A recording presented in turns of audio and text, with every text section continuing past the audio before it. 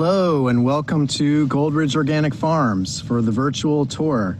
I'm Brooke Hazen, I'm the owner, and I started this farm back in 2000 after growing organic vegetables. And I wanted to, first of all, thank you all for joining the video today and for all your continued support over the years. I can't tell you how grateful we all are here for your support of small-scale family organic farms.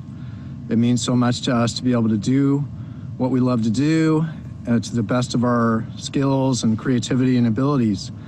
As you can see, you're framed by some beautiful apples here in Sebastopol at my farm. I grow about 16 acres of high-density apples on dwarf and semi-dwarf rootstock. Most of what we grow are Honeycrisp and Fuji, but we also have a very sizable amount of heirloom apples too. I would say about 10% of what we grow are heirloom apples, and the remaining 90% are Honeycrisp and Fuji, which, as you know, is kind of what people tend to like anyhow, which is the reason I grow it like that. Anyways, so far our year has gone really well. We actually have been working the entire time through the worst parts of the pandemic, and we continue to now, but we've had to start putting into place some really strong protocols for spacing. We space everyone in when they're inside. We have plenty of airflow. It's kind of an inside-outside area for cleaning and grading, and so we wear masks and we space about 10 feet apart. And we use a lot of hand sanitizer, wash our hands, and just be really cognizant of the reality of where we are right now at this moment. I do really miss having you all in person. For those of you that made it last year, I really enjoyed that very much, and I look forward to one day going back to that and having a tasting of all the different heirloom varieties in season. Like I said, this is a very special time of year right now. We're all very excited. We're in full work mode right now as far as harvest. And the crop is looking gorgeous, large, juicy, flavorful, crispy. I feel very grateful for the climate we have here in Sebastopol. As you know, Sebastopol is an apple growing region historically, mainly with the Gravenstein apple. My farm, I actually grow a lot of different varieties, but it's a modern farm that I put in my own varieties of Honeycrisp and Fuji, and I've selected about 70 heirloom varieties, and from those I've picked some that I felt I could expand, such as Pink Pearl and Strawberry Parfait, Hupel's Antique Gold, and some other ones. In fact, I have my own variety called Sea Breeze, that's what I named it, that came from a sport bud mutation from a Hupel's Antique Gold that I've been getting feedback on over the last few years, and I've gotten amazing feedback on it, so something might come of that in the future, and I've been slowly expanding that, growing more each year. So while we're in harvest right now, this is actually the culmination of, I'd say we've been harvesting for months, because we actually start picking little apples onto the ground, thinning, as you know, and in order to get the right size for the stores. Anyways, I just wish I could answer some of your questions, and if you have any, feel free to email me. I'm going to be sending some samples over to you, and I think you've started to see Gold Ridge Organic Farm apples coming into your stores, and I hope the customers are enjoying it. We take a lot of pride in picking tree ripe at the peak of perfection and getting it to your locations as quickly as possible, which I'm so grateful to all of you there for being so efficient at getting high quality food from our farm right to people's table as quickly as possible.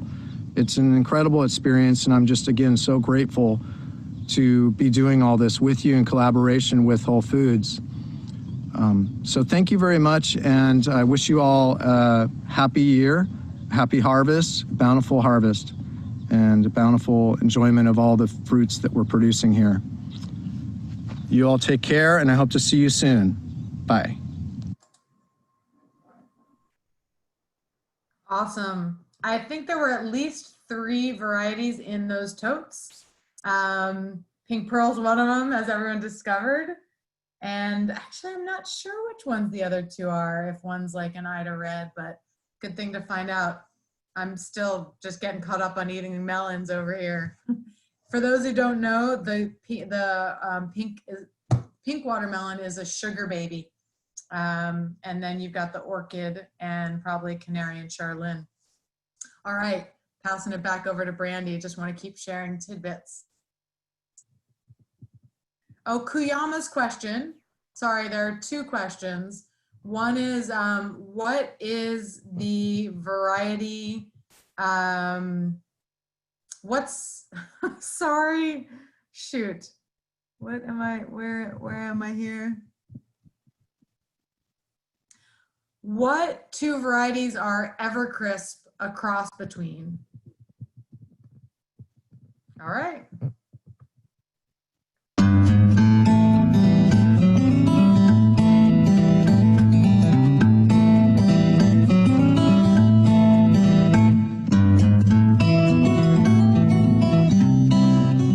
Hi, this is Byron, Kuyama Orchards. So first, thank you so much for letting me share with a video. This is awesome. Just love to tell you about the orchards a little bit, what we're doing, where we're going. So first of all, Kuyama Orchards is a 270-acre apple orchard. My mom and dad started that, Howard and Jean Albano, and they started that in 1992, planted their first apples, and we've been planting ever since. You kind of never stop planting. All right, tell me what you're doing, Paul. So we're checking for the maturity on apple. So the quick, easy way to look at that is where the starch converts or changes over to sugar. And the method we use, we cut the apple through the middle, through the seed cavity, spray it with iodine. And the iodine will turn black where it encounters starch and will show white where it's sugar. So you see the variability with this apple over here, that is the most advanced. This level is about what we would term about a 5 on the starch scale, a 6 being the maximum, and then progressively darker, and the greenest one being this one over here, which at times is not always as evident. So if you look at the color development on this one is highly advanced red, and you look at the color development on some of these other ripe ones where it's not as advanced. So color red is not always a good indicator on maturity. What we look at is background color. So the next thing I thought I'd show you is what we're doing behind me, which is a whole nursery out there. So those are just roots. They're planted close together because they will all get transplanted into other blocks and for new plantings that we have in the future. The first step is to grow the roots. What we did a few weeks ago is we grafted on the Scion variety. That'd be the top variety that goes onto them. And so we've got a few different varieties out there, some Gala, some Evercrisp, Honeycrisp, whatnot, some of the stuff we're planting these days.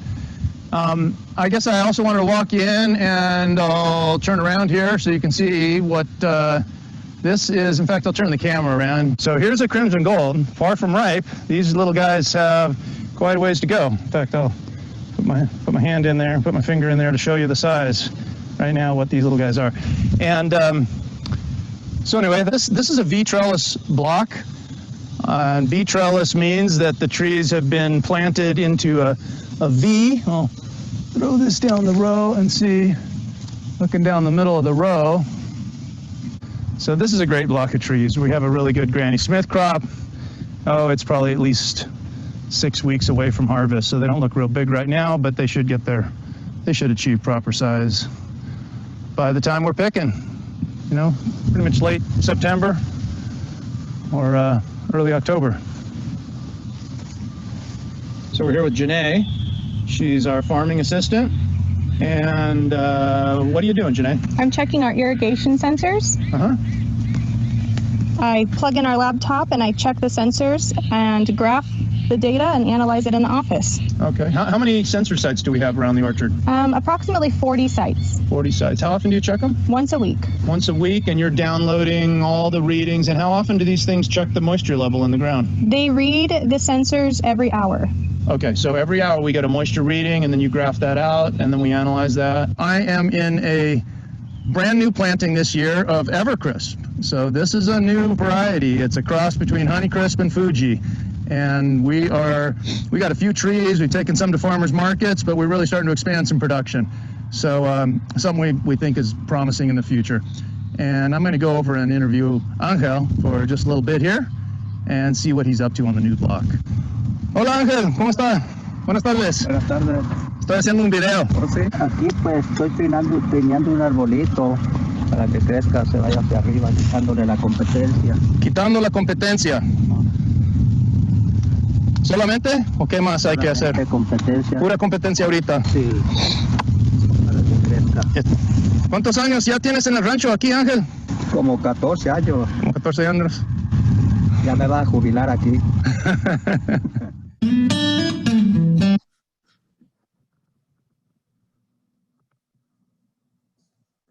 All right.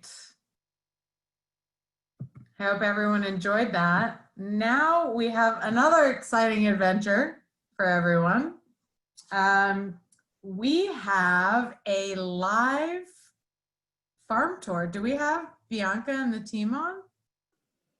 Yeah, I am here. Yay. Yeah, we're on. Hi, Bianca. Hello. So Bianca from Fruit World is here to take us on a live tour. So I will give it to you. All right. Hey, guys. I'm going to just say one more thing. My apologies. We are looking for you to hear what is exciting about like the text world that Fruit World does, and share when you learn about what they do with text and how many they get a day. So that's our question for Fruit World. And with that, take it away. Thanks, Bianca. Yeah, thanks, Taryn. Hello, everybody. So as Taryn said, I'm Bianca. We have CJ here with us as well. And we are co-owners and co-founders of Fruit World. Excited to be a part of this virtual event. We missed being with you all in person, but great job getting this up and going, Taryn and crew. So we thought we would give you a little glimpse of the organic tom cords today out in the field. So I'll give you a little overview of Fruit World, and then I'll turn it over to CJ, who's walking around the tom cords right now. So CJ and I both grew up farming, and after long periods away from our family farms, we were told not to farm. It's too hard, get out of here. But it's in your blood, and somehow we both found our ways back to the produce industry. So in founding Fruit World, our goal, our hope was that we would keep our farms and other family farms thriving into the future. Simple, right?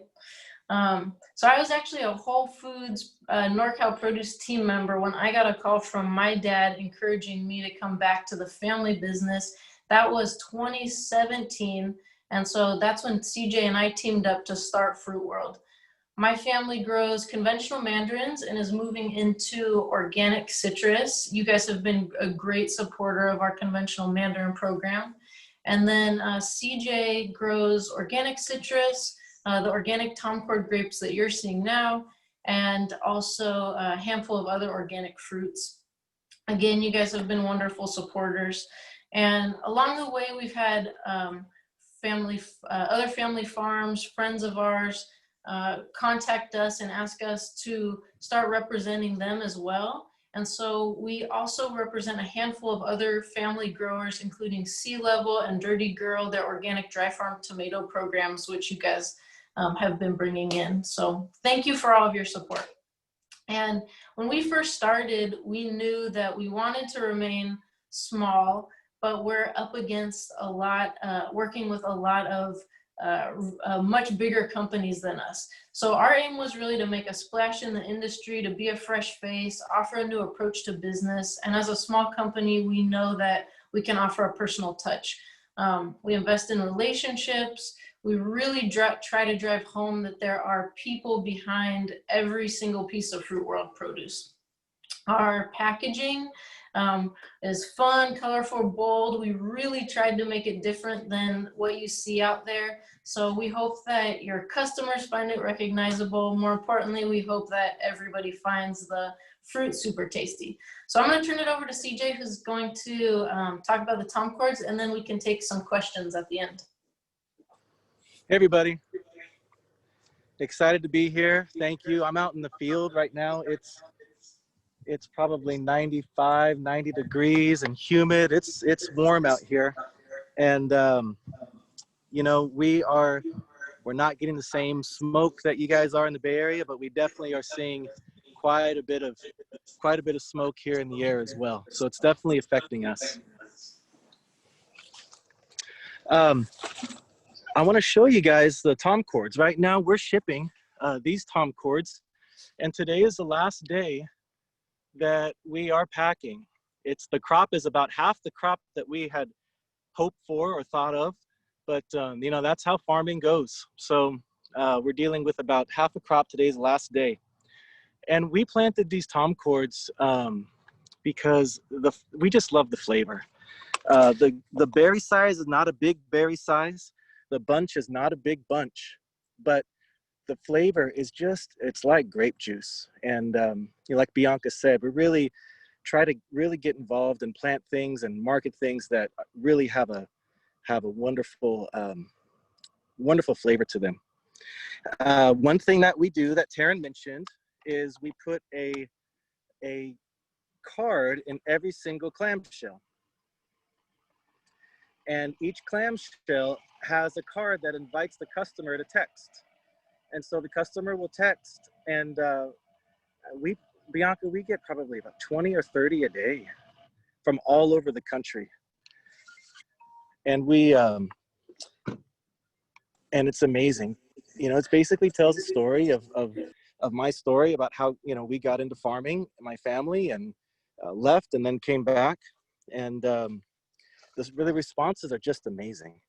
We get pictures, we get photos, just love it. I actually have some to read you guys. So we, like CJ said, we get 20 to 30 texts a day, and we respond to all of them. And we people usually tell us where they've purchased them. If not, we ask. So I pulled some Whole Foods ones. So someone said, "Hi CJ, just bought and had some of your Tom Cord grapes at Whole Foods in San Jose. They are amazing and bring me back to the grapes my mom used to grow in our backyard. Thank you so much for going back to your roots and taking up the mantle. I'm so glad I got to have these grapes another time. They are just as delicious as I remember." And then a Roseville customer said, "These grapes are delicious, would definitely buy them again. Thank you for the hard work you put in so we can literally enjoy the fruits of your labor." And one more from a Whole Foods customer. "Hi CJ, just wanted to message you and say we love your Tom Cord grapes. Kudos on following your heart and making the change from suit to soil." So it's been really fun to get these back. For us, it's, you know, there's so, you know, we're working in the office or out in the field, and we tend to get, as farmers, we get a lot of negative feedback whenever there's an issue we hear, and then other times we don't hear anything. So this for us has been so awesome. We get to feel the love from everyone, get to hear some cool stories, and also we've noticed that we have a lot of repeat customers. From year to year, we'll get like a text at the beginning of the season from someone who's literally saved our text number, and they'll say, "Hey, I know that it's Tom Cord time. Like, where can I find these? Who has them in stock now?" So it's been a really cool program. So questions, if we still have time, we'd love to open it up to some questions. Yeah, does anyone have a question you want to get off mute or put one in the chat box? This is awesome. So, and I'll just ask, I feel like these are the best Tom Cords yet. Like this year, the sugar is incredible. And Thanks, Taryn. flavor, yeah, I wonder why. Do you know? Is it just me? Am I just overexcited or No, what? no, it's not you. You've got a great taster, but we've always known that, Taryn. Taryn, You're awesome. Yeah, no, it's true. We this season we actually, it's amazing when last season, the vines have just been really vigorous and producing a really heavy crop.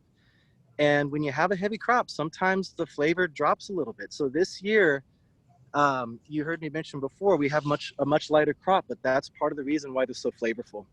It's like all that energy from the vine gets concentrated into a smaller number of berries. So you're absolutely right. And we've said that before. I've told that to the team, and that's what we're saying. They're some of the best Tom Cords ever. Awesome. That's such a great point. And it's something, one of our previous videos was talking about thinning, and not everybody knows that's why we thin, is to concentrate, really, it's not just flavor is why, but it actually, nourishment is what brings out that flavor. One question that we got for you is, what are you going to grow next? It's a secret. From YVR. Yeah, on Instagram already. Hey, I think Fresno, you guys got to mute. Oh, sorry. Thanks. Go see. One of the things that's coming down the pipeline are along the same lines of just following flavor, are these wonderful, wonderful seedless muscats, and they come really early. And what we really love about the grapes that we grow is the fragrance. If you guys know what I'm talking about, sometimes grapes, you'll eat them and they're delicious, absolutely delicious.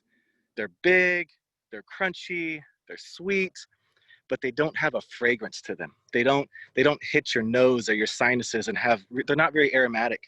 And so what's coming down the pipeline is another really aromatic variety that's a muscat, and it comes early.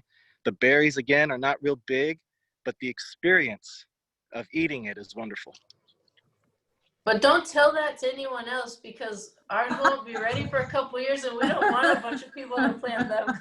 That's why I said awesome. it's top secret. So just keep that between us. We will. I'm just super excited because we love muscats, and it's amazing that we don't really see a domestic muscat. So, all right, I'm so excited to geek out. This has been awesome. Thanks for really the adventure of doing the first live tour of the first virtual event. Yeah, thanks for having us. Thank you. Yeah, anything? Everyone want to say bye, wave hands, say thank you. Yeah, actually, Citrus is coming soon. Yeah. Bianca, hey, we're from the Fresno store. Can we come visit your farm? Oh yeah, heck yeah. Absolutely, absolutely. All right, we'll text you. After COVID, we're coming. Good. Nice. Come on over. We're just 30 minutes away. You know that. For sure. We shop at your store. We do. Oh, hey, say hello. We do. Very cool. All right, bye.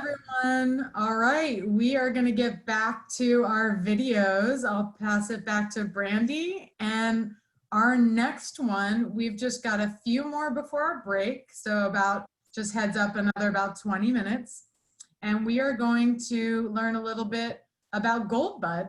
And the question is, what is the elevation and why is the elevation important?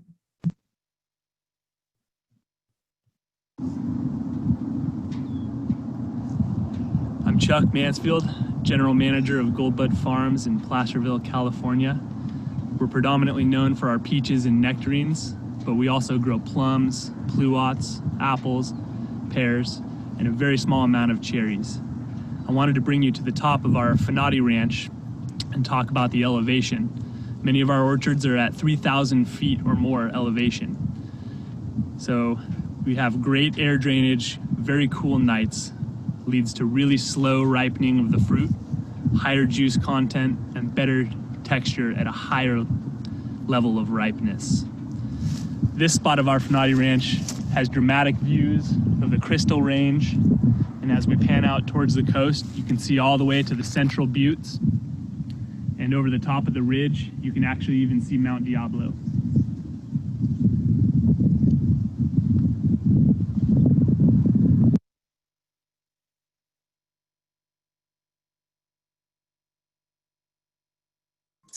All right, just a moment. I'm going to load up the second video here from Goldbud.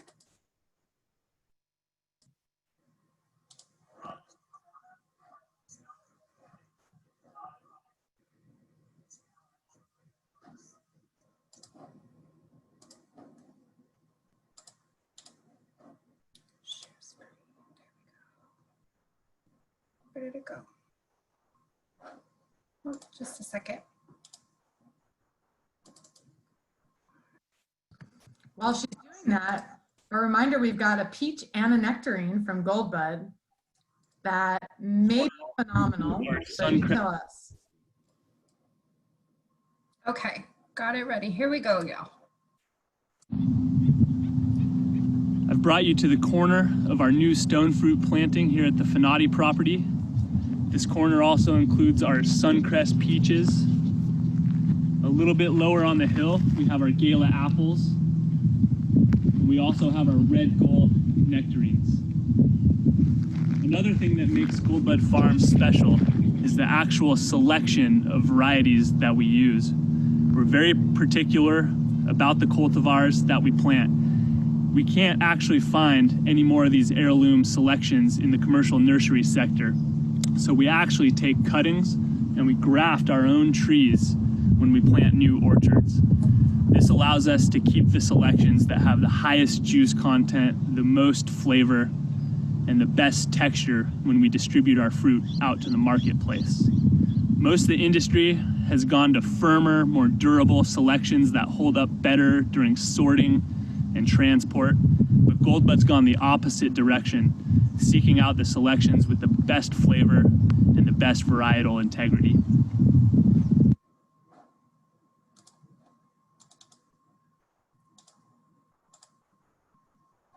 All right, just 1 second. Let me get the next Goldbud ready.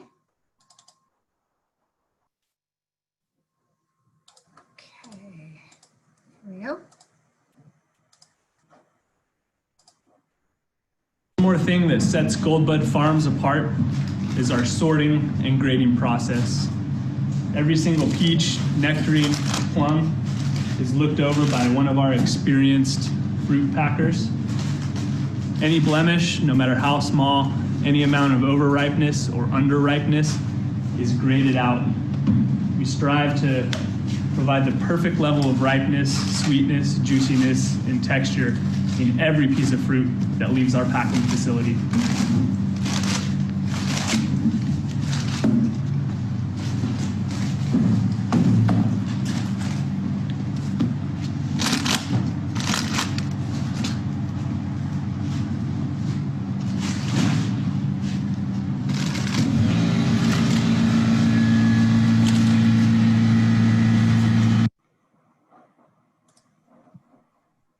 All right. Hope you enjoyed that and enjoyed the fruit. Our next video is going to be R&D Farms, and I don't have an exact question, just curious to hear what you learn from watching the video. I also want to let you know, because we're a few minutes behind, which is totally fine. I have a few extra minutes towards the end of the day. We will probably push a couple of our videos after R&D. So that we can be on time with our panel, and we have several folks from the outside joining us for our panel. So with that, we'll go to our R&D video. So just share in the box what you learn or what's interesting.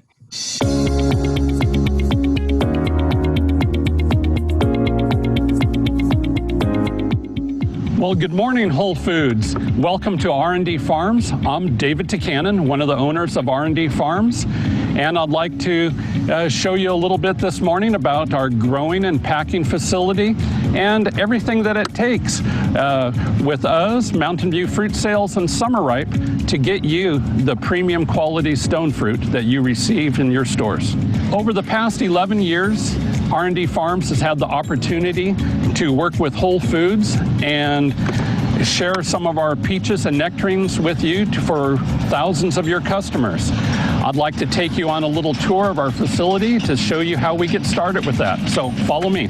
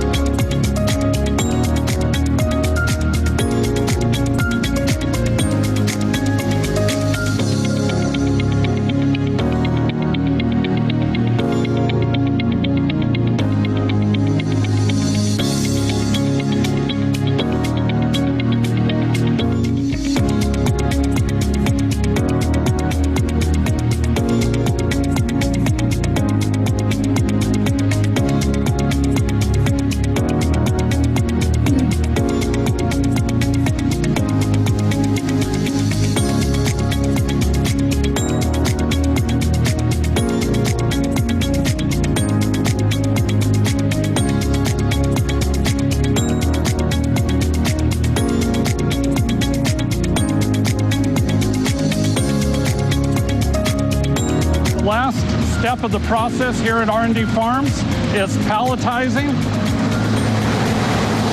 Once they're palletized, we'll load it up onto the truck, go over to Mountain View Cold Storage, and then through the summer ripe process and to you at Whole Foods. I'd like to thank Whole Foods for visiting us today and taking the time to see the process that we go through. Thanks again. Any questions, don't hesitate to give us a call.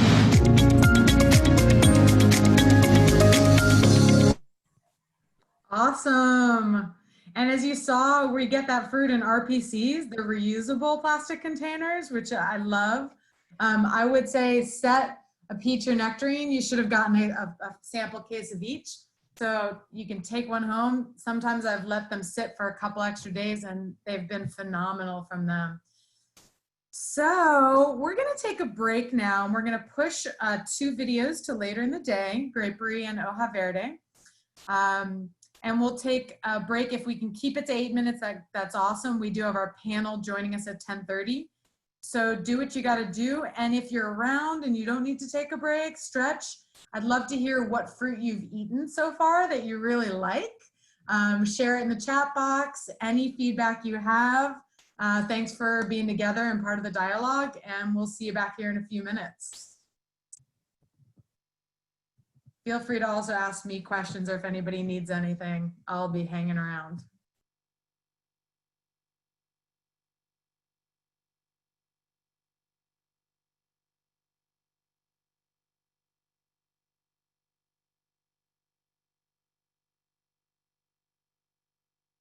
Oh, I just want to say, Taryn, the class has been amazing. Presentation's been awesome.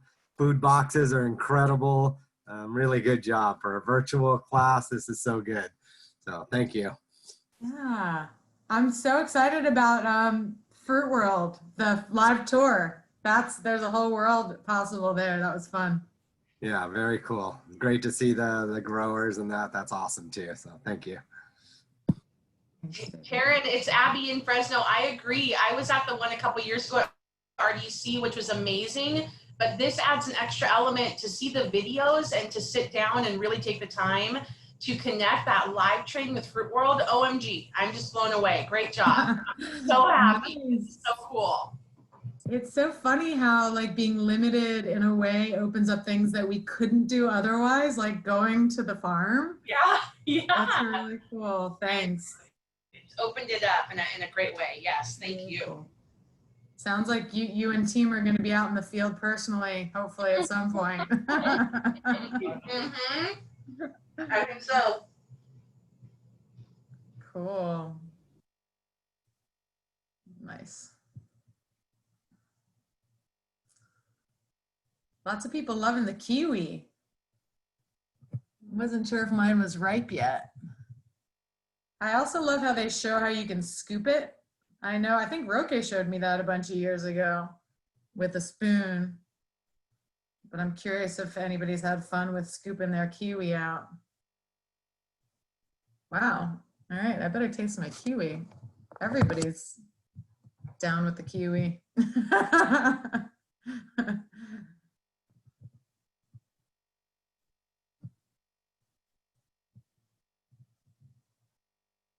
Ooh, I like that note about the skin, Nate and Eric. Yep, my nutrition people.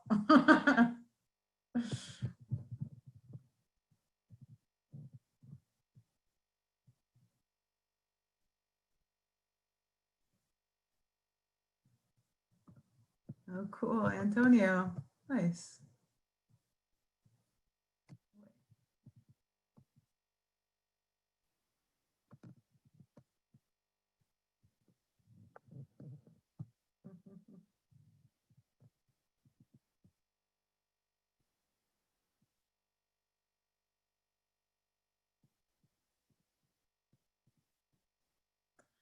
So someone, I'll put a note in here.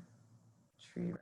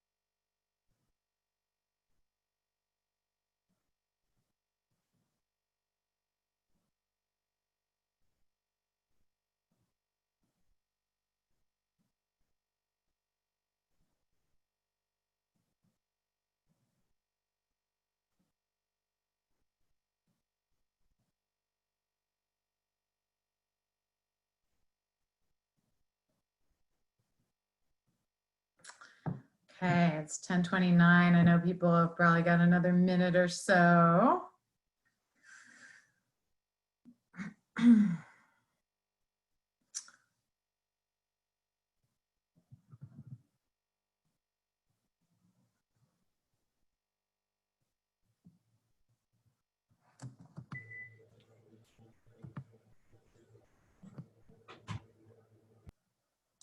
Thank you. She's being very clingy today. She's just a pup. Here she is. Is that Brandy? Yeah. This is Ruby. Aw. I love it. Fun. It's so fun to see everyone. Yeah, if you're not on video, it'd be awesome to get on video. It's fun to see you. Hi, Fremont people. So good to see you.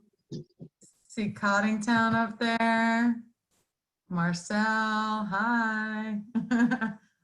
Love your comments. I think you and I think very similarly. Similar taste. Hi, Dan.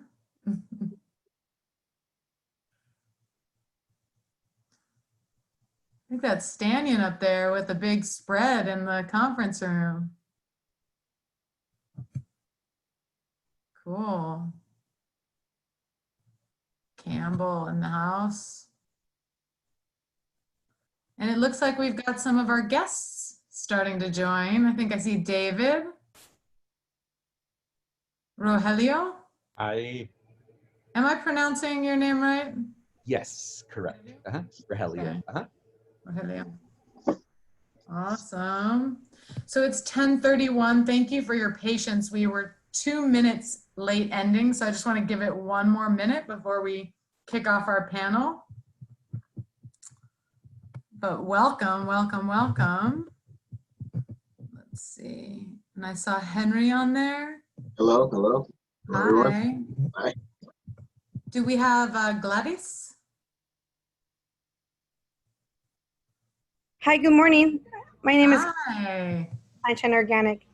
Awesome. Great. We're just a few seconds away from getting started. Let's see. Looks like folks are back. Can I get all of the Whole Foods participants to go to your participant box and give me a green check if you're back, so we can kind of get a sense of how many stores are back? Regional team members, global team members, would be awesome to get as many folks to go to that participant box and give us the green check. We're seeing a bunch of folks come in. Anyone else who can do that is awesome. We want to get a critical mass so nobody misses our panel. Seeing 35, 36. Can I get 40?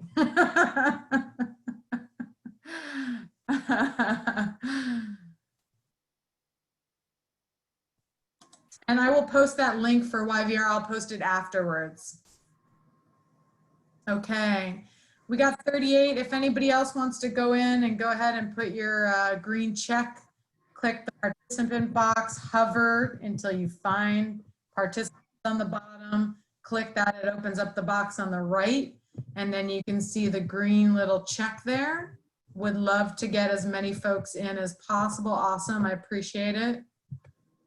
Okay, we are going to get started. I am so excited to present a panel to everybody today. We had the partnership and help of Kitchen Table Advisors to bring together a few folks to represent Latinos in agriculture and farming. And for everyone's context, I've had some conversation with the panel and with the team members today that each year we do some presentations based on inspiration of the year. And this originally came from the inspiring presentation Leah Penniman gave on her book, Farming While Black. And then the inspiration to really look at diversity and inclusion and what that means and simply open up conversation. And for me, as a leader, I feel like it's really important to open up the conversation and create space for us to be talking about what is really happening in the world, what's present for us, and what that means to us. There's no right or wrongs. I don't have any answers. I just want to make sure that everyone knows that we can be together in having a conversation. We have a lot of diversity on our team here, and particularly in agriculture. It was important to me to focus a little more of our time today on the Latino community because we have so many team members, and I wanted to open it up to really to everyone. We could spend a lot of time, but here we are, and we're gonna have about 30 to 40 minutes to learn some things, to listen, and to share in. So what I'm gonna do today is I'm gonna ask a question, and we're asking that each of our 4 panelists just shares a little bit in terms of an answer to each of these 3 questions. And hopefully that will spark some thoughts and some dialogue. And I really wanna invite all of the participants to ask questions in the chat box and just to share your thoughts as well.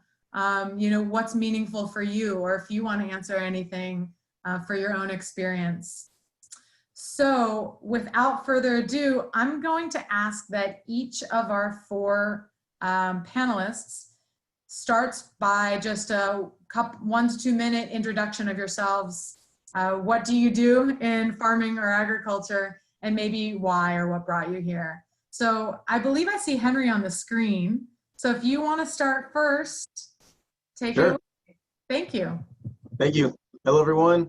First of all, thank you, Taryn, for putting this a great panel together, and with all of you. Thank you, Whole Foods. My name is Henry Catalan. I'm the COO of J-Leaf, and we do organic baby leafy greens here in California. I've been with J-Leaf for 11 years now. I had no background in farming other than my parents back in El Salvador, doing some back there, but I've been helping build the business and working closely with Jose, which is the owner of J-Leaf, and his family. And so I've been helping on the farm side. We do a lot of growing, and we do a lot of processing, packing. I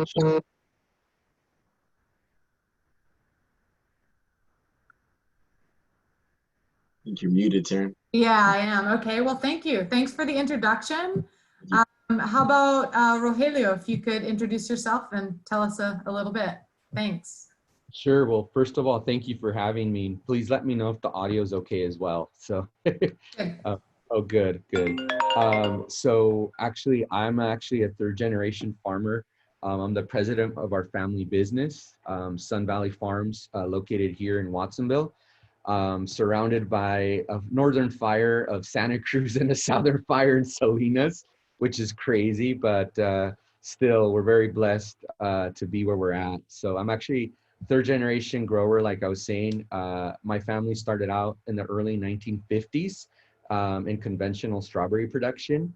And about 21 years ago, my father sold our family home in order to start our family business, Sun Valley Farms.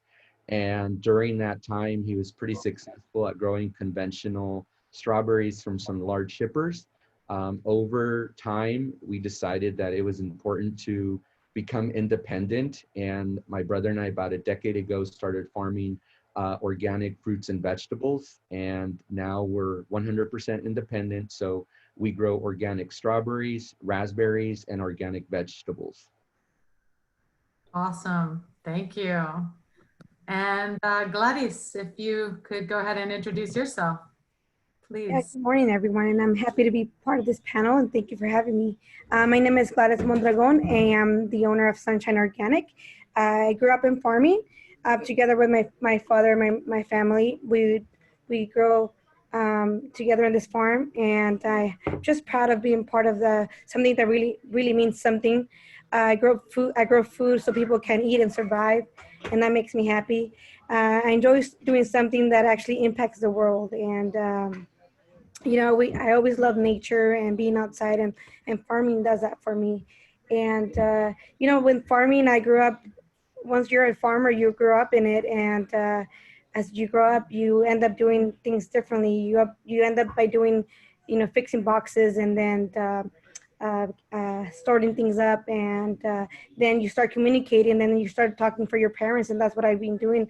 I grew up with them, and I move up the ladder, as you could say, from just stacking up boxes when I'm younger to communicating and translating for my parents, and to communicating now with, the agriculture department, to anything like that. We are certified organic, and we do vegetables, mixed vegetables, and berries and strawberries as well too. Awesome. Thank you. Thanks for coming. And David. Yeah, good morning. Thank you for the opportunity, and good morning to everybody. David Mancera with Kitchen Table Advisors. I come from a migrant farm working family. Grew up with 7 siblings working alongside my parents. Parents immigrated to the States in the 60s. And so, yeah, grew up in agriculture all my life, and then pursued agriculture education. I've done sales, produce sales. I've done marketing in produce companies, finance, HR. And so now for the last, primarily for larger shippers and growers, for the last 7 years, however, I've been working with smaller to medium-sized organic farmers. And it's been a pleasure. Again, Kitchen Table Advisors, and thank you for the opportunity. Awesome. So good to have all 4 of you. I really appreciate you taking the time. So the second question to everyone is, what has your experience or your family's experience been as a Latino farmer? And I gave a laundry list of different jumping off places that I just wanted to share with our attendees. I asked to potentially speak about anything from experiencing cultural barriers, language barriers. How often do you get to work with folks on the buyer side who are Latino or bilingual? Have you seen a need to raise Latino presence or voices in farming and the produce industry? What's your experience with diversity, racial justice, discrimination, resilience? What does resilience mean to you? So any of these, basically it's an open topic, and would just like to hear from everyone what it means to you and what your experiences are being Latino in the farming and ag and produce world. And why don't we go in the same order if we want to start with Henry?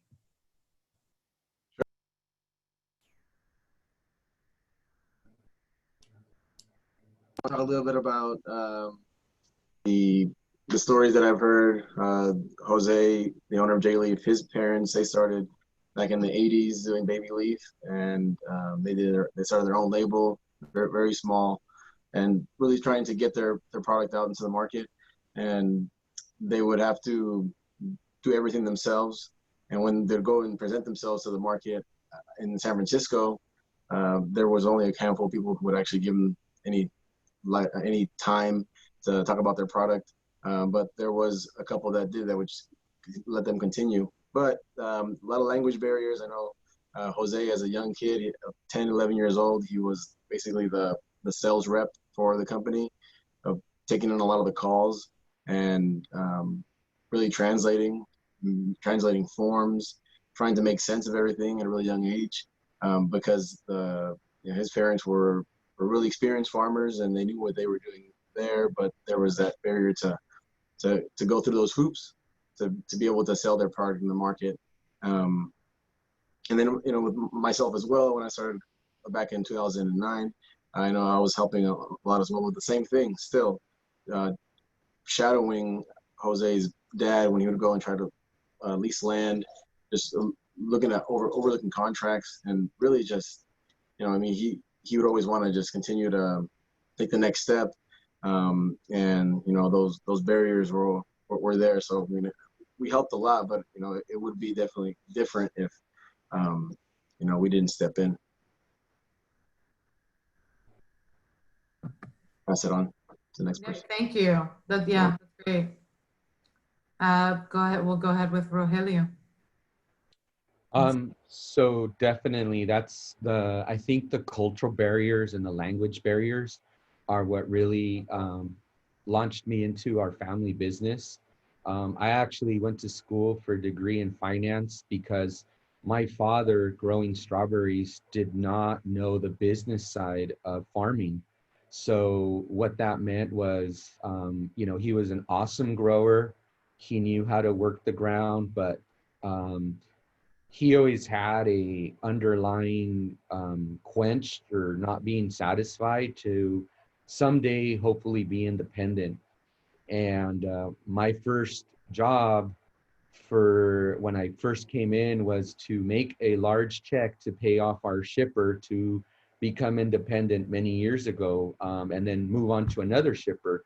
So I think the cultural, I mean, we're all a lot of the farmers that I know are immigrants, and we're here to establish ourselves and to provide a better life for our families and for our kids.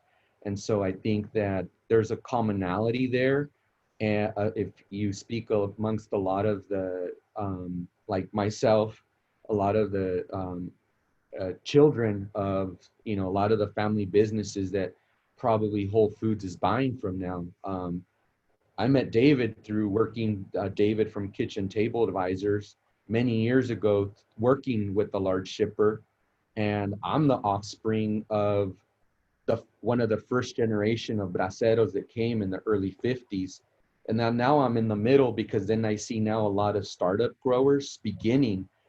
So it's interesting, a lot. And some of those same barriers that we experienced being like this middle generation that I saw my family experience, I've also experienced. And then now I see some startup growers experiencing the same thing. So there's a lot of technology, there's a lot of communication, but I think there's still a lot of barriers. Obviously, language being one of them, education being another, and just having the time, even just to even have a conversation like this directly with buyers it's very new, it's very new. So thank you for having us. So it's nice that you highlight, because this is one of the barriers, having a grower come in and be able to share their story, their family story, and to have people appreciate it. So that's, that I don't know how to summarize, but that's like, the communication is a huge barrier, I can already feel like, oh, sorry, go ahead. No, go ahead. How much more conversation there is to be had. This feels like just a drop in the bucket, like how can we make this an ongoing conversation, not just part of a once a year event. So I'm just really grateful for you all joining us. I'll pass it over to Gladys. I really do relate to, Henry and Rogelio with it's the same thing that happened to our family. I was the spokesperson for our family.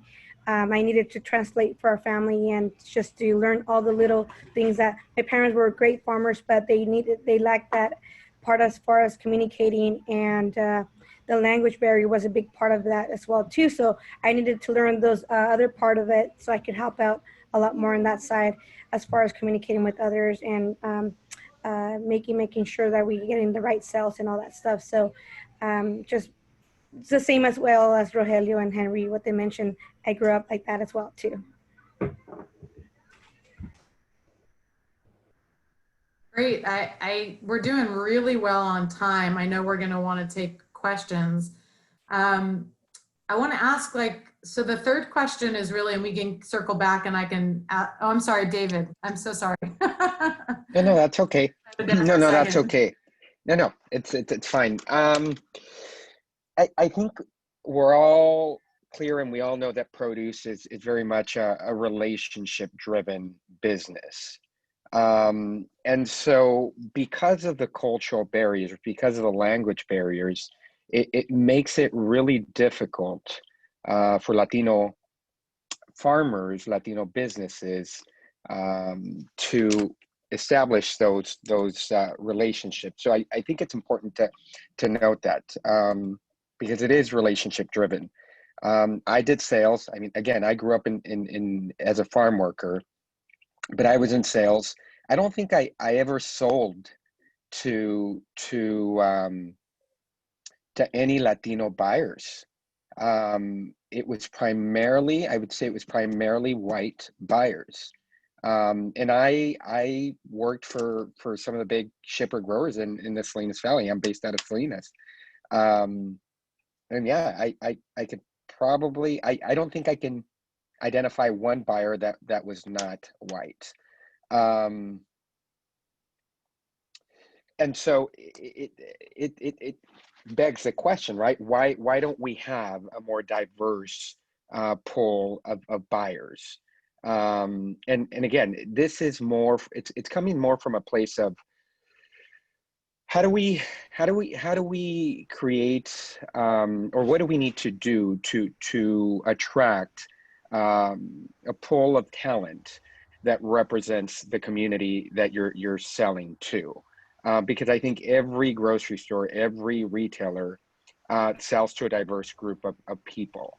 And it's important not just because you want to be able to connect with your farmers, but I think it's also a business opportunity that's being missed.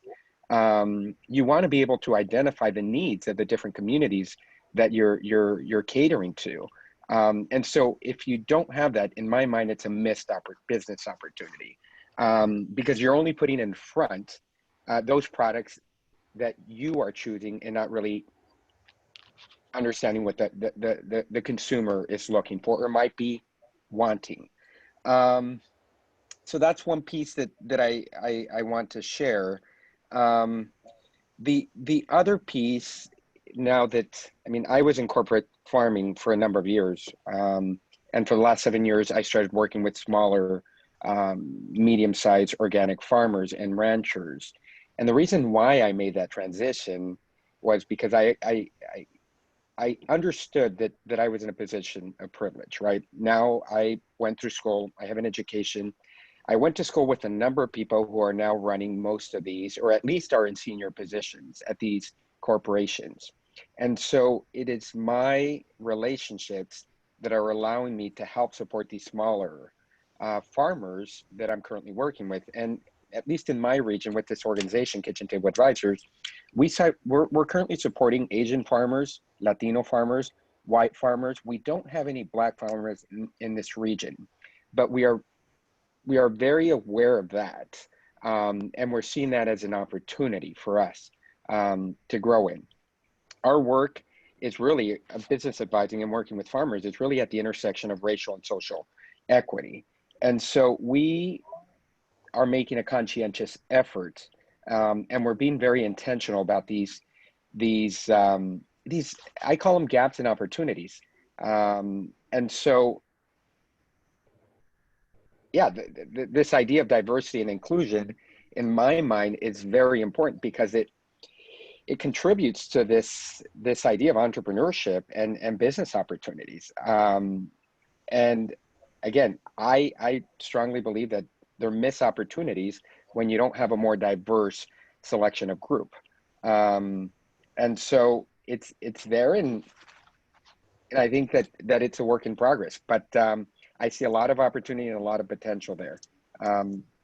And yeah, I'm excited to be a part of this conversation. So I just want to thank everybody who's listening and a part of this discussion, because I think there's only room for growth around this for everybody. Awesome. And if I may, I want to ask, I don't know, Gladys, if you have anything further to share about being, female in produce, or particularly in, Latino, being a Latina in the community. Would love to hear that.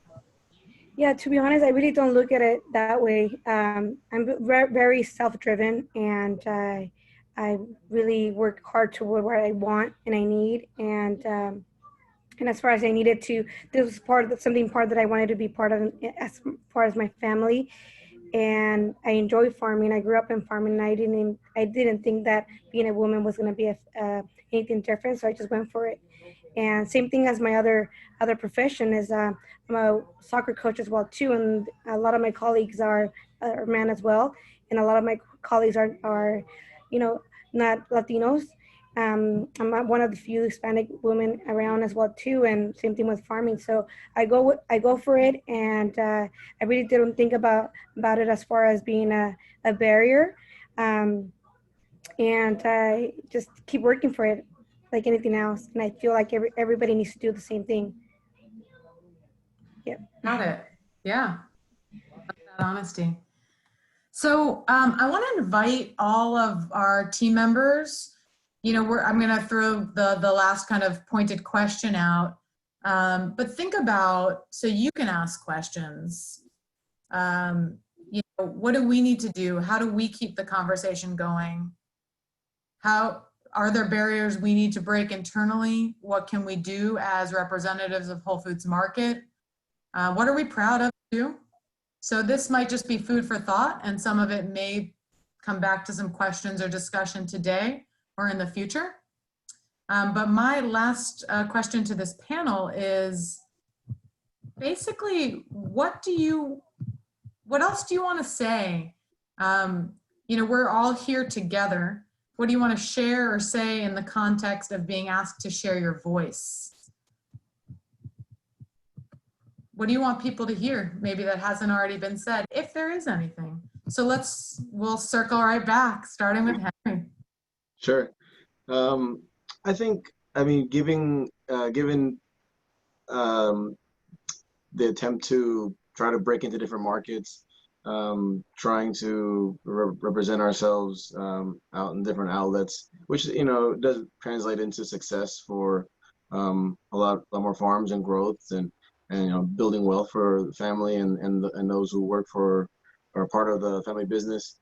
I think there might be some missing piece in the connection with trying to educate like the farmer community on how to reach those barriers or those requirements that are put on by a lot of the bigger outlets or bigger markets.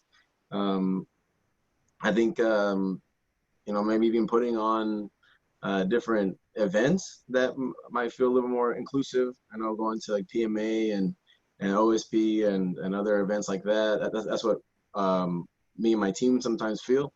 We're the odd ones out, and like kind of resonating what David was saying is that it is kind of dominant, and it's not as diverse as it should be, and just seeing what other ideas might spark to have more boots on the ground type of approach with those who represent these bigger markets and allow a more, I guess, diverse or more inclusive type of events to bring the farmers and the first generations to come out too, because really it's like for me and Jose, it's us that go out, but his dad doesn't come out. And I don't know if it's more of a thing of fear or what holds him back to not want to be a part of these events. But maybe it's because he doesn't feel included. Thank you so much. And I guess I just want to add a little bit more of networking with the diverse community as well too. I'm really happy to be part of like kitchen tables, and they give us the opportunity of the networking with Whole Foods, and I appreciate that. Otherwise, I don't think we will be even part of this at all. And so I really appreciate that part. And so I guess just to summarize, in the networking with the diverse farming community. Awesome. Is there anything else, Gladys, while you're speaking, that you want to say on any topic that you want to share with us, this group, the world?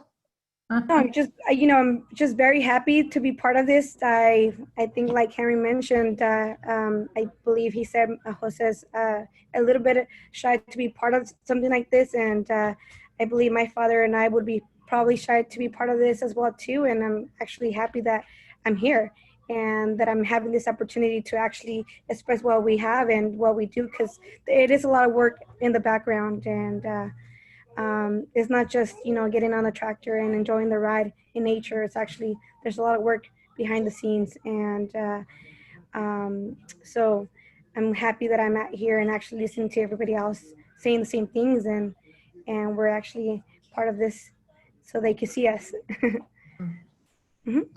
Great. Thank you. Rogelio. Wow, so thank you. I think by you just including growers, I think is a great first step to being able to establish a conversation in a new way. I'll personally share, my father is who started our business. I mean, my grandfather started our business in 2 acres. My father grew it a little bit, and then now it's like, okay, what can we do? So it's been generational. But one of the things that I've noticed is maybe it's the cultural aspect of it, but when we were growing under contract for a large shipper, we would be asked to come and meet buyers or come and share our story. And I think it's very difficult. Maybe it's a cultural thing for growers, and I can't speak for everybody, but to share our story and just to share the hard work and to share what's being done.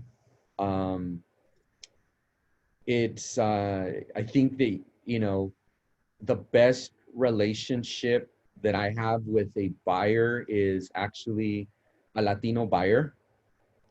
He's come out with me all day long, and he just spent the entire day with me, and he understands the whole process. And it's almost like a friend relationship, you know, and it's that relationship that you establish. And I think it's hard sometimes, you know, knowing that you have to take time out from the everyday of what you're doing, because it's not like planting a plant, or it's not like, you know, being on a tractor. That's also work, like networking and sharing the story. And so when I've talked to my father and I said, hey, we have to share a story, and he'll be like, para qué? For why? You know, let's like, our quality will speak for himself. I'm like, yeah, Dad, but how are people gonna even know we're here?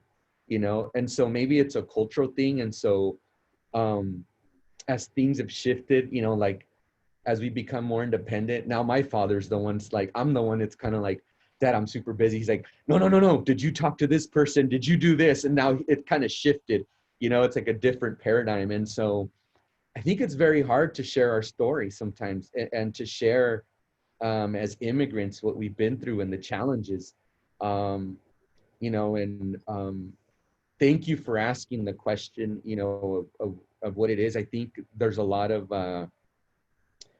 whether it's David, Henry, Gladys, or myself, there's a lot of legacy and pride there, and there's a lot to share. And we feel that we share it through our produce, but sometimes it's important to share it like one-on-one with this conversation. And, you know, it's like, I'm young, but I'm old. I'm young in the perspective of I keep thinking more, but I'm old in the sense that I inherited an older generation. And so it is challenging. Sometimes we have to stop and really have this conversation, you know? So, I mean, I could go on and on. I'm gonna share one quick story, just so you know. Times have changed, but they really haven't. I think David's heard this story. So I don't remember the year, early 80s, maybe late 70s. My grandfather, I go out with him. He's farming 2 acres. And, you know, I'm just going to share what some obstacles are. And so I'm there, I'm eating more strawberries than I am picking, helping my grandfather. And so all of a sudden, I hear the workers yell, "La migra." Well, back in the days, the migra was ice. And so all I know is I was standing in a field by myself, and my grandfather to my side, and everybody was running, hiding. And I was like, what's going on? And so I ran into a porta potty. This is a long time ago, wooden porta potties, all right? This is way, way back when. I go in there with one of my grandfather's workers, and I'm like, what are we doing? Why are we hiding? He's like, La migra's here, ICE is here. And I'm like, what does that mean? And he's like, they're gonna take us if they see us. And I'm like, oh my gosh, they're gonna take me from my parents. And he's like, but why are you scared? You're a US citizen, Rogelio. So he pushes me out of the bathroom, and I'm like shaking there. And I'm like, there's nobody here. 20 people come out from I don't know where everybody was hiding. And so everybody clapped, yay, we have a new spotter for ICE for La Migra, which was myself. I didn't know what being a US citizen at that time meant. I didn't know how empowered I was, you know? So I think we all want to share that with you all. And that's just, I mean, I'm 45, so I mean, that was when I was 6, so that's not that long time ago. So, you know, but now I want to share our story and help other farmers share their story, because this is real. There's still a lot of barriers, and there's, you know, that fear also of coming out, sharing one story. It's still very present. So thank you for providing the platform. I can't say that enough. And David, I know you've heard that story, so I'll let you elaborate on that. I know you're really good at that. So. Thanks for sharing that story and everything you've shared. David, yeah. If you want. Yeah, no, thank you. Yeah, no, thank you. It's a good story. It's a great story, Rogelio. And I think that every one of us has stories like Rogelio's. And I think just a few thoughts that I want to share. It's just kind of final parting thoughts with the group. I think it's important to just flag and point out that the Latino community is not a homogeneous community. We have diversity within the community. And I want to flag that. For example, Henry is from El Salvador. And there are some nuances and some differences there. And so I just want to highlight that as a way to say that even within a community, we have diversity. Diversity of ideas, diversity of practices, diversity of culture, diversity of calling foods different things, even though it's the same food. And speaking of food, the other thing that I want to share is food is humanity's equalizer. Just like stories, we all have our own stories, our individual stories that just makes us feel alive and just reminds us that we're human. I also want to say that I think all of you are in an amazing industry, the food industry. And again, because food is such an equalizer, I think you're in an amazing line of work. And so I just want to congratulate you for that, because food touches everybody. And as we continue the conversation of diversity and inclusion, I think that if you're asking yourself, how do I even start talking to somebody who's from a different community, that you don't forget what line of work you're in. I mean, food, right? You have certain foods that you like, and everybody else does too. And you can always start there as a way to embrace or to approach somebody else that may not be from the same community that you're from.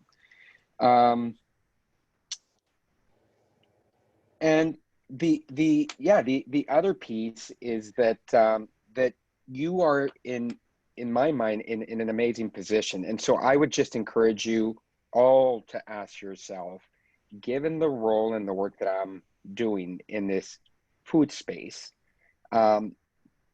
what's my role? What can I do to help make this food system that we're in a better place for everybody, including yourself?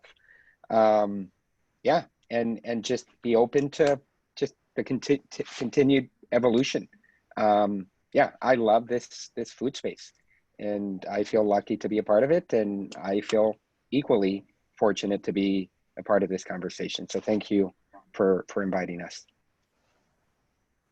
Wow, thank you so much. We have time for a couple questions. I really appreciate the commentary as well, the folks who've commented in the chat box. I'll just say, as maybe a question might roll in the chat box or someone can unmute. One of the things that's really striking me is how speaking, using our voice, asking the questions, telling our story, just becomes an inspiration or permission for other people to do the same, who may not have felt the space was there for them to. So just know that by doing that, you're gonna also open that up for others. So yeah, would love any questions, comments, anything folks want to say from the participant group? Hey, Taryn, I'd like to ask a question. Yes, please, Javier, thank you. Hey, everyone. My name is Javier. I'm the Produce Associate Coordinator here at Whole Foods. I was going to ask a question around like cultural barriers and obstacles present day versus 25, 30, 40 years ago. And Rogelio actually answered that and with what he's noticing with upstarts now, and that not a lot has changed. So I'll ask another question. I'm curious, because most of you sound like your generations in this industry. What's been the biggest piece of advice that has been passed down from, you know, your fathers, grandfathers, mothers, grandmothers? What's been the biggest piece of advice that has helped you find success in this industry? I can start if I can. One thing that, again, you know, Jose is the owner of J-Leaf.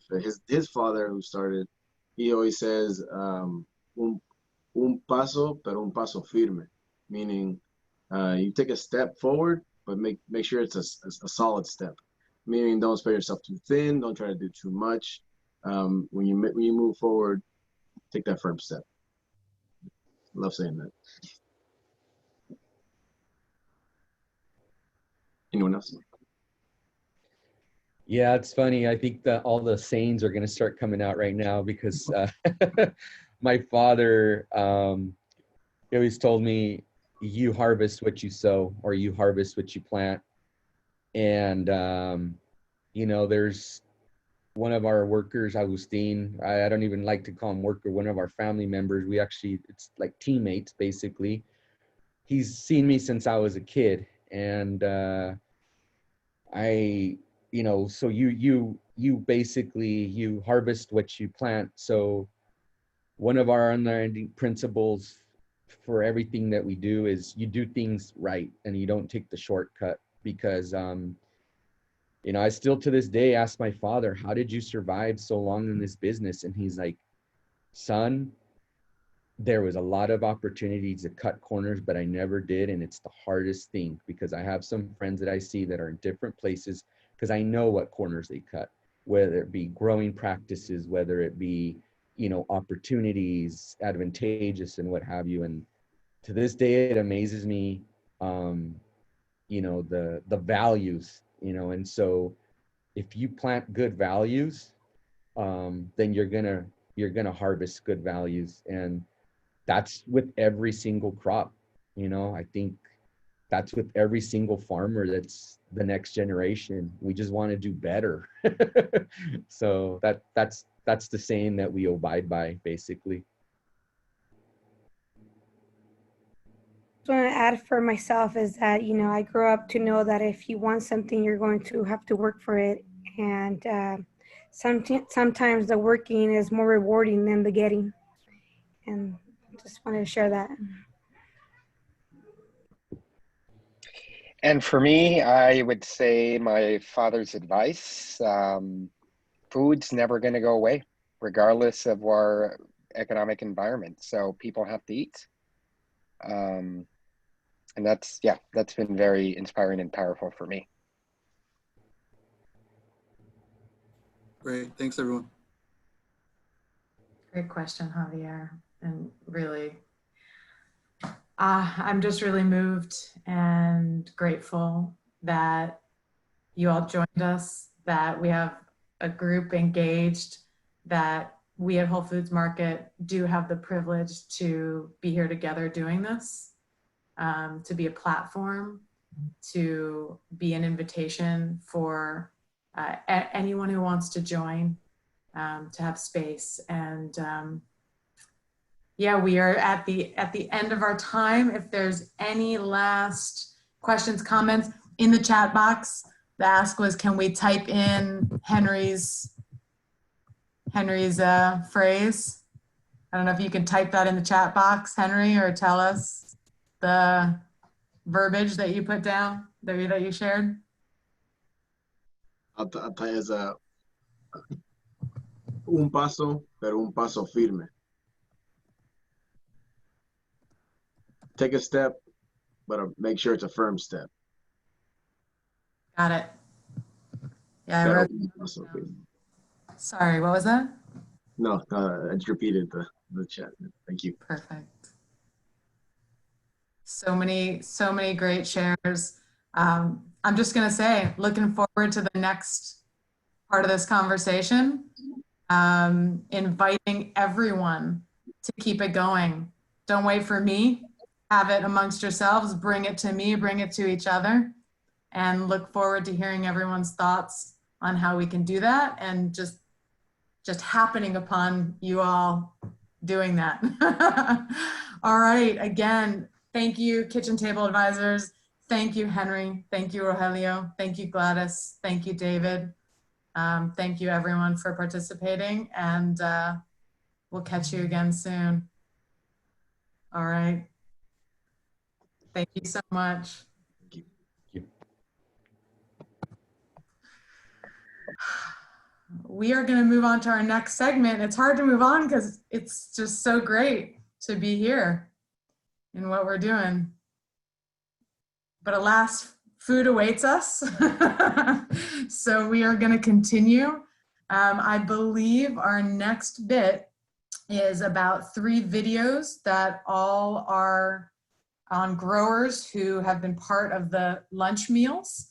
So feel free, if you've got your lunch in front of you, to start. Feel free to keep putting comments in the chat box about the panel we just had, questions, and I believe I'm gonna pass it over. Thank you, Brandy. Our question for new natives is, what time of day are microgreens harvested and why? Hello, everyone. Welcome to our farm. I'd like to thank all the Whole Food team and all the leaders that are watching this video. And hopefully we can impart to you some interesting information. My name is John Lima. I'm the sales director for New Natives Microgreens, and we also grow your wheatgrass. Now, Kenny and Sandra, our founders, started this farm back in 1982. This is Kenny and Sandra. You may recognize them from the program that Whole Foods did last year about local foods. They're passionate because they're producing things that are great for all of us. The benefits and the nutrition of microgreens are over the top. Some of the university studies and even the FDA has done some studies where it classifies the microgreens as a superfood, and they say between 40 to 70% more nutritious than the adult plant. As an example, 1 ounce of the microgreens, you would have to eat about anywhere between 1.5 pounds to 2.5 pounds of the adult plant to get the same nutrients. Currently, RDC is distributing to your stores arugula, broccoli, micromix, kale, and also our wheatgrass. We have been working up with the new packaging. We went from a wider packaging to a narrower packaging, hopefully to fit more UPC codes. We did a demo at a local store here in Capitola when we had the samples, and we were able to fit 11 different UPC codes on the shelf. Of course, they're farm direct, so they're able to order more things through Irma. Let me show you some of the exciting things that we're doing to try to not only save shelf space, but possibly offer additional UPC codes. This is the 1.5 ounce microscallion, the current packaging, and this will be the new one that we're going to be introducing real soon. And we've been working with Taryn and your teammates at Richmond and corporate to get this thing done. This is our current micro broccoli, 2.5 ounce, and this is what the new package will look like. Narrower, much easier to also put up on the shelves and pretty much holds by itself.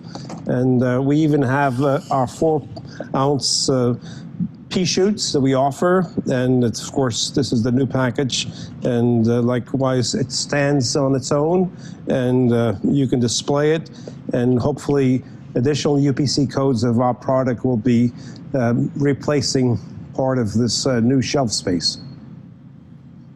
So we harvest Monday through Friday, 5 days a week, between 7 and 8 a.m. because that's when the sugars are best in these micros, and it helps them to have a better shelf life.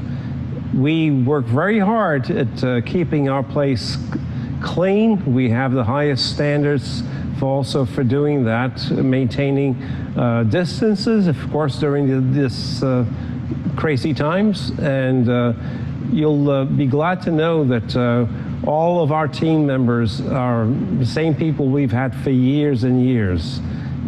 Because we grow this year round, we're able to have great people working with us here, both in production, delivery, and we all do a little bit of everything when it's needed.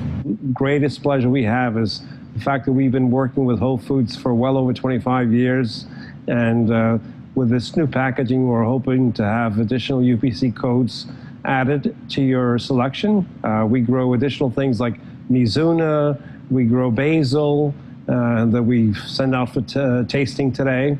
We also have pea shoots and sunflowers in a 4-ounce container in a salad mix as well. And we're looking forward to doing more things in the future, and hopefully we'll continue to collaborate, and we appreciate your partnership. So in conclusion, thank you so much for everything. Appreciate your attention. And also, if you have any questions, reach out to me, John Lima, through New Native's website, or call me. My cell number is 408-348-3400. That's my private cell number, 408-348-3400. And if I can be of service to you, answer any questions. And if I don't know the answer, I'll find out as much as I can to help you out as well. So thank you, Whole Foods and your team, and we appreciate your partnership so much. Next time. So you may wonder how we at New Natives harvest our micros. This is one of our tools. Go.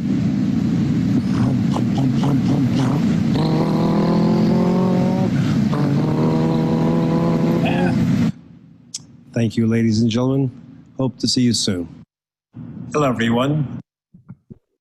All right, so just a note, in your salad today, there will be some microgreens, but we also got a single clamshell of micro basil that was supposed to be on top of the roasted corn and squash. And I'm not 100% sure if it is, but look out for it. And hopefully you saw that picture of the new containers. It'd be really cool to be able to carry the micro herbs in the future.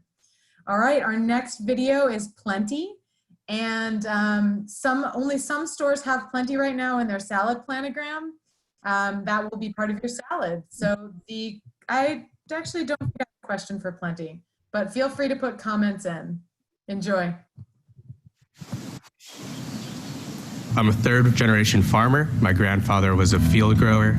My father was a greenhouse grower. And myself, I am a controlled environmental grower. In my perspective, it's just the next progression of our industry. We're farmers, just the new type of farmer. Plenty is an indoor agriculture company. We're taking a crack at a totally new way of producing food to feed the world. Plenty's mission is plants, people, and planet. We produce the best quality plants that we can. We give those to the people, and we help diminish the damage that we're doing to the planet. Tigris is our baby. It's this big vertical indoor farm that is highly automated. We're doing things that, one, have never been done before, and growing acres worth of product inside of a basketball court, where as long as there's electricity and water, we can create a farm. Tigris right now is using less than 5% of the water consumption and 99% less land. These days, growing outdoors means you're getting pummeled with chemicals, that you're traveling thousands of miles, that you're being picked before you're ripe, that you're being grown to meet standards for shipment as opposed to standards for consumption. And so we add all of this technology around the plant so that the life of the plant can be as pure and as natural as is possible. The automation is not replacing the growers, but it's making the growers more effective. We are taking those things that may be dangerous and we're automating it so they're taking their years and years of experience, knowing plants, knowing what makes them happy, and giving them a system to enhance those things. My mission is just to have happy plants. There's little tweaks that you can do in light, like adding a little bit of blue light to get a plant that has a thicker leaf texture that's like crunchier. You can use all of these at once at different times in the plant's life to create like the best lettuce or the best kale. That kale? I'll tell you right now, that kale is where it's at. It is being grown with non-GMO seeds. It goes into the system, it grows, it comes out ready to eat, super delicious. It gets packed by people who are watching out carefully for the quality that's going into those clamshells. We actually explicitly say on our clamshell, no need to wash. One, because we grow indoors, and two, because we have one of the highest and most robust food safety programs out there. We don't spray any pesticides on our product. We don't need to wash any chemicals off our product. From the minute I walked in, my first day, less than an hour, I knew this is a place that I would want to work at. You know, you walk around, you see smiling faces, positive vibes, and I believe in, that positivity is contagious. When the concept of plenty was first introduced to me, I was very skeptical because I've always felt that produce needs to be grown outdoors. That's where I was really, really blown away. I was blown away by the, intense flavors of what was being grown and how, I'd have to say, how much better most of them tasted than some of the herbs and lettuces that I do buy from the farmer's market. People tell us, I'm eating kale as a snack now instead of junk food at my desk. Flavor unlocks it all. Flavor unlocks healthy people, flavor unlocks a healthy planet. We're not just consistently growing plants, we're consistently delivering that flavor. Growing things indoors, under light, in this automated system, it doesn't seem like that doesn't appeal to our romantic notions around agriculture as a sustainable practice. But in reality, our farms are incredibly efficient. Down the road, there will be periods in time where agricultural production can't keep up with demand. The things that we're building today could be feeding my grandchildren. Could be something that is ensuring, the survival, the health, the well-being of our children or our children's children. We're farmers, just the new type of farmer.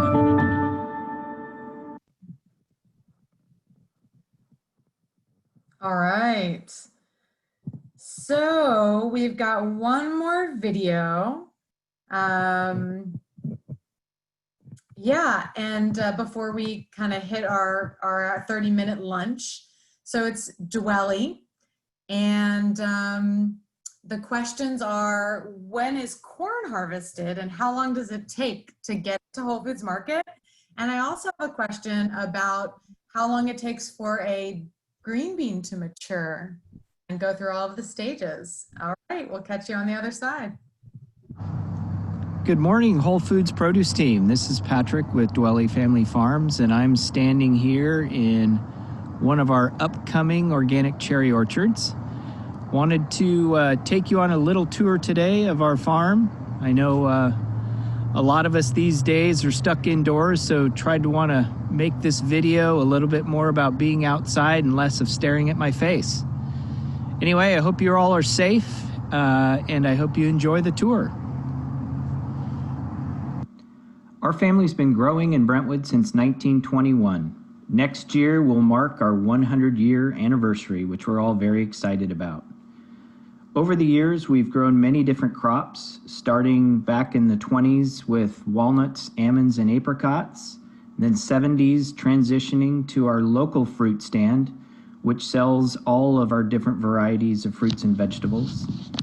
Corn is definitely one of our main products that we grow. The majority of our corn is harvested at night.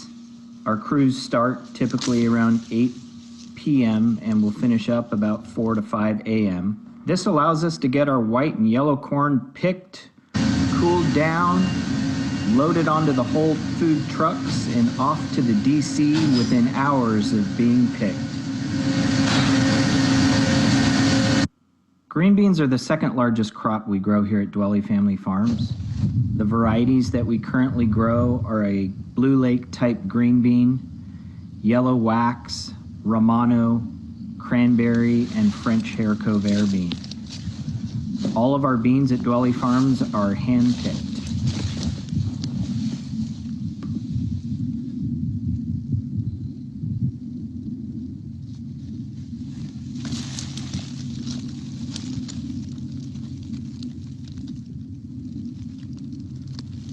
I just wanted to take a moment and show you the growth cycle of a green bean, starting from a bloom. Then you can see the small pin bean emerging from the bottom of the bloom. Bloom falls off, and it takes about from bloom to full maturity, depending on the temperature outside, can take anywhere from 2.5 to 3 weeks in ideal temperature. Got to take a nice break in the truck driving out here to our summer squash plantings. Today's a nice balmy 106, so it was a well-deserved respite in the truck there for a moment. Wanted to show everybody just some of the summer squash growing on the plant. You can see here green Italian zucchini. Typically, we'll have to pick every day, especially in this type of weather. We can see zucchini and other summer squash growing anywhere from 2 to 3 inches a day. If we take a day off, we'll kind of pass up that ideal extra fancy size. Here's an example of yellow crookneck squash.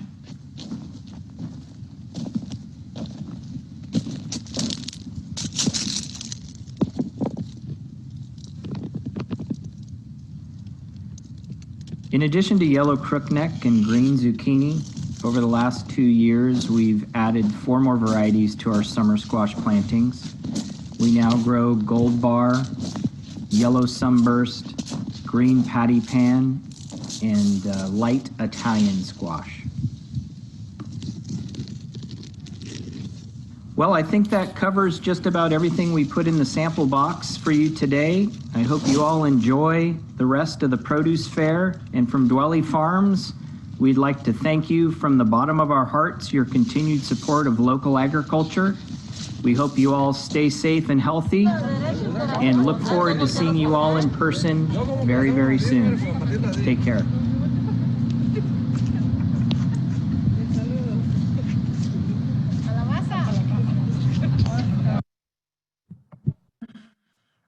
That's my favorite end of all the videos so far. So sweet. I think we should all do that together at the end and send it back to the growers. Okay, it's lunchtime. So I want to share, I don't know, let's see if you can see it. You guys should all have this. The corn and squash, as you wonderfully coordinated from Dwelley. The beans may be Dwelley, or they may be the French beans from AMS Earth Exotics, depending on what happened there. And then we've got our salad, which has plenty greens, and theoretically it should have the sun golds from River Dog. I'm sure there was a little variation there. And then some of the mixed peppers from River Dog as well, which I totally see in here, and microgreens from New Natives. The other things that are part of the lunch packet are our cross-merchandising, the tomato basil from Iron Ox, which we'll see their video later. Tomatoes theoretically should be the Early Girls from Tomatero. These look like heirlooms, but I'm sure, again, every store will just check it out.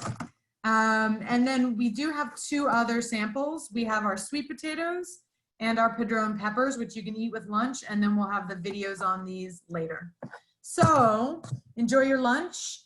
30 minutes, so we'll see you back here. Please be back on the Zoom in 30 minutes. And again, you can continue eating, and we'll have a few more videos. before our next presentation. I'll be around if you need anything. Thank you so much, and we'll see you in a few. Enjoy your lunch. Awesome. I'm going to pass it over to Brandy, and our next video is, I believe it's AMS. Is that right? Earth Exotics, right? Is Yes. AMS? Yep. And so our question is around Guatemala's GDP versus the US in terms of what percent is agriculture, for reference. So keep an eye out.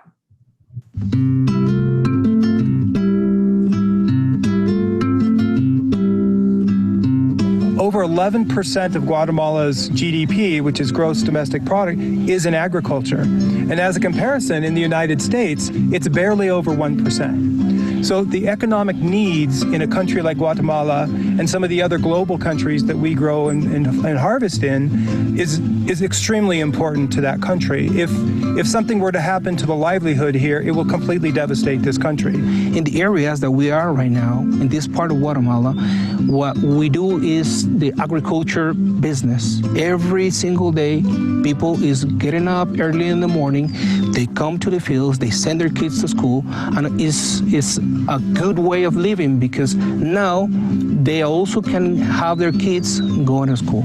So a lot more kids today are growing up and not only learning the agricultural side, but they're going to university and becoming technical specialists when it comes to agriculture. That's right. In turn helps them to grow their agriculture even more.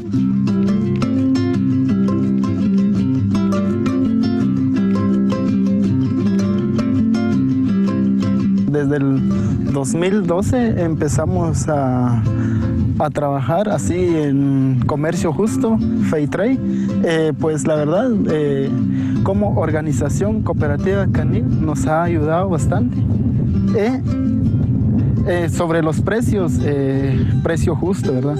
O sea que sí, en eso nos ha beneficiado bastante a ayudar, más que todo en las escuelas. Hemos invertido, hemos ayudado a muchas escuelas y al igual los centros de salud. Lo que queremos es construir un centro tecnológico para acá, para los niños que estudien, ¿verdad? Que tengan un nivel ya alto para que ellos puedan tener o emprender su propia empresa, ¿verdad? Eso es lo que como Cooperativa Canil está viendo, esa visión para poder ayudar a la comunidad y al igual a las madres que están trabajando, ¿verdad?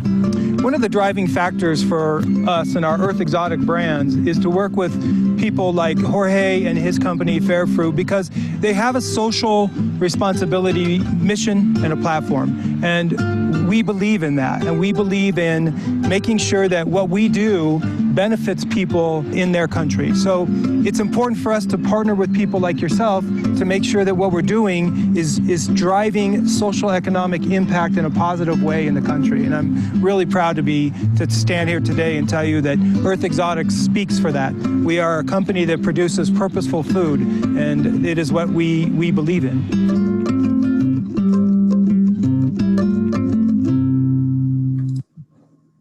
I also want to make sure that everyone knows that that's who's producing our private label Whole Trade Baby Veggie line, because the packaging may have shown more of just the branded.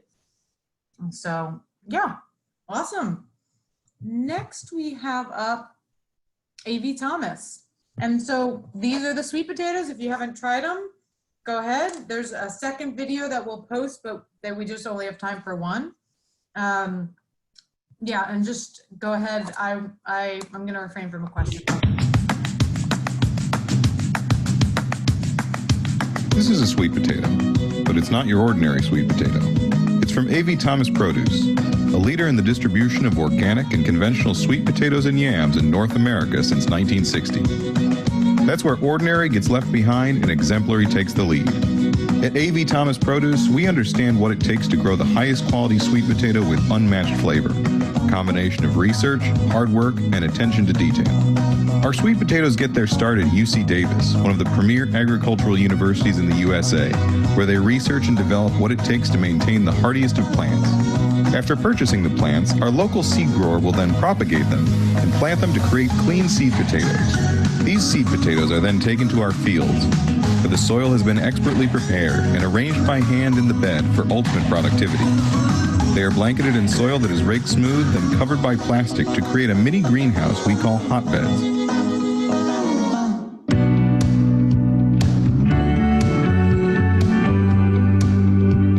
As weeks pass, the seeds begin to sprout where they will soon be fully matured plants. These plants are called slips. Slips are cut by hand, placed into crates, and transported to fields, where they will be transplanted into prepared beds with a specialized planting machine. The planter digs the trench, but workers place each slip individually in the planter wheel. Water is added at the same time, and then the slip is covered with soil all within seconds. Pretty efficient, but still a lot of labor. During this process, drip irrigation tape is also laid out in the center of the beds. The new transplants are then cared for with the application of fertilizer, soil amendments, and microbes. Workers also hoe and weed by hand to ensure that all the soil's nutrients are focused on the plant. And the sweet potato plants in a few weeks become a canopy, and a new crop of potatoes will fully mature between 90 and 120 days and ready for harvest. Prior to harvest, the canopy is mowed and the vines are cut to lessen any damage to the sweet potato during the mechanical harvest. Next come the harvesting machines, which dig and lift these gems from the earth and move them up the harvester belt, where workers will sort and individually place each sweet potato by hand in a storage bin. These bins, that are each loaded with 950 pounds of sweet potatoes, are then transferred onto flatbed trucks with a field forklift and transported to our nearby storage facility in Livingston, California. Once the bins arrive at our storage facility, they are unloaded and kept in a temperature and humidity-controlled environment. All bins have identification bin tags and are separated by field, lot number, variety, grade, and harvest date. When it is time to pack the sweet potatoes, bins are pulled from their respective storage location and transported by forklift to the location of one of the 3 methods of packing that we execute at A.V. Thomas Produce. In the wet packing room, the bins are placed into a dumping apparatus on the back of the packing line designed to submerge the bins into water, where sweet potatoes can carefully float out with no damage. The sweet potatoes are quickly rinsed to remove any dirt and debris. Next, the sweet potatoes travel up the belt, out of the water, and through a drying chamber. Workers will then sort the sweet potatoes by hand and carefully place each one into consumer or retail packaging. In our microwave-ready packing room, sweet potatoes are delivered from the wet packing location where they have already been washed, and then get a special sanitizing bath in ozone water. Next, they dry in an ozone atmosphere room to further assure sanitation. After drying, the babies are packed by hand individually or onto trays, then travel through a shrink-wrap tunnel. After emerging from the tunnel, they are labeled and packed into cartons. In the bagged sweet potato packing room, sweet potatoes are individually packed into bags by hand. This process proves to be very labor-intensive, but the result is a high-quality bag of sweet potatoes that will have a long shelf life. After the bags are filled, they are loaded onto a conveyor, where they travel to get weighed, sealed, put into a carton, and like the other cartons, they are loaded onto pallets and prepped for shipping. After all the washing and packing is complete, a forklift moves the pallets to a turntable wrapping machine, where a worker adds corner boards for reinforcement and secures the pallet with stretch wrap. When complete, the forklift transports the wrapped pallet to the dock staging area. Proper paperwork is placed on the pallet and ready to load onto a truck.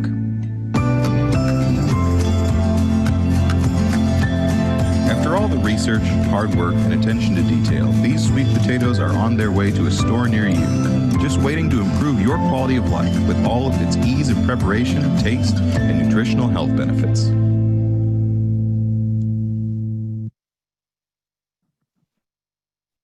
All right. Sorry. I'm still eating my lunch.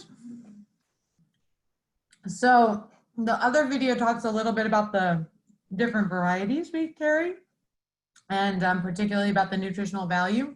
And it was made specifically for us. So I will definitely send the link out with the links at the end of the day. But I'm going to just throw it out there in case anybody wants to guess. It was in the other video. Which variety that we carry has the highest level of antioxidants? Which sweet potato variety? So just throw it out in there if you think you know. And we are just about ready to have our special guest, Karen. I think, are you on? Hey, hey. Hi, Can Karen. you see me? Hey, how are I can you? see you. Yeah. This is a giant call. There's a lot of people here. It is all of our stores, all of our produce leadership and store leadership. Amazing. Hey, Hey, everybody. Well, it's delightful to be here. Would you like us to show your deck? I believe Brandy has it. Brandy and I both have it, or you can share your screen. I think it is less risky for you guys to control it. Okay, no problem. Brandy, are you? Yes, I've got it. I'm pulling it up right Got now. it. Awesome. Here. So I'll just say we are so excited to have Karen. Many of us know Karen. Some of you may not. I'll let her introduce herself and take it away. But Karen, thank you so much for spending a few minutes with us. Sure thing. I'm super delighted to be here, and thanks for inviting me. Hey, everybody. My name's Karen. I am Senior VP of Perishable Merchandising, residing in Austin, Texas. And I'm super excited to be here with you today. I am a Northern California Produce Team alumni. And so I was really excited when Taryn invited me to come and talk with you guys at this event.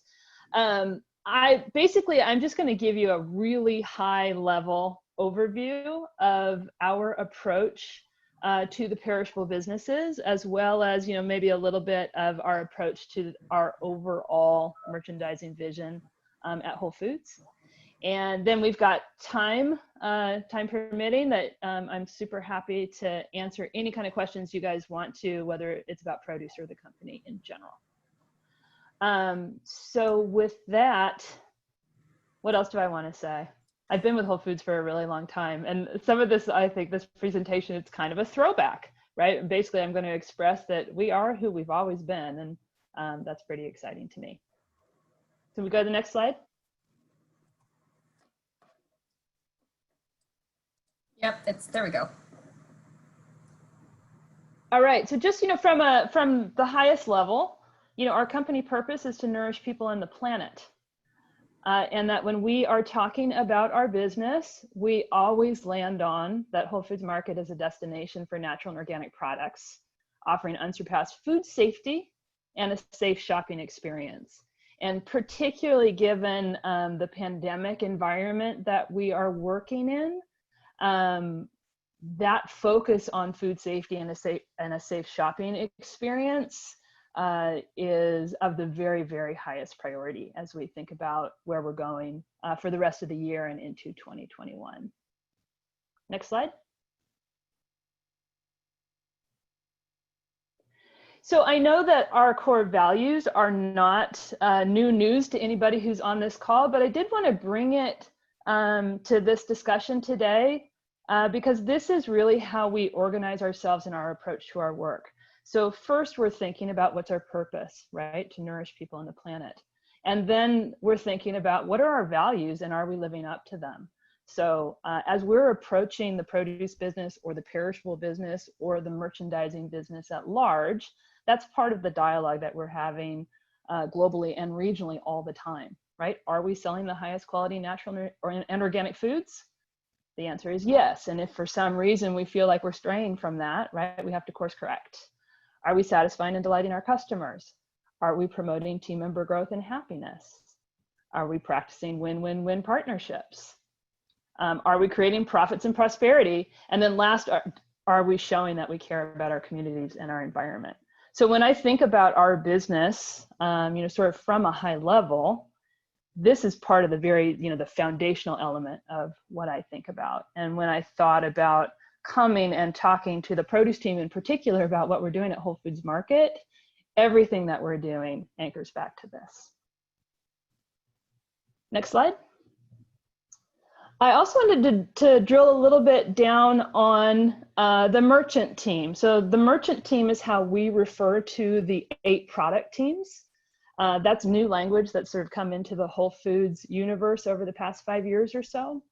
But that's how we refer to ourselves globally when we're talking about the product teams. And our team vision which we layer on top of that purpose and values that are our foundation, are that we set the bar, that we advance the way products are raised, grown, and produced, and that we are the canvas for suppliers and team members to change the world.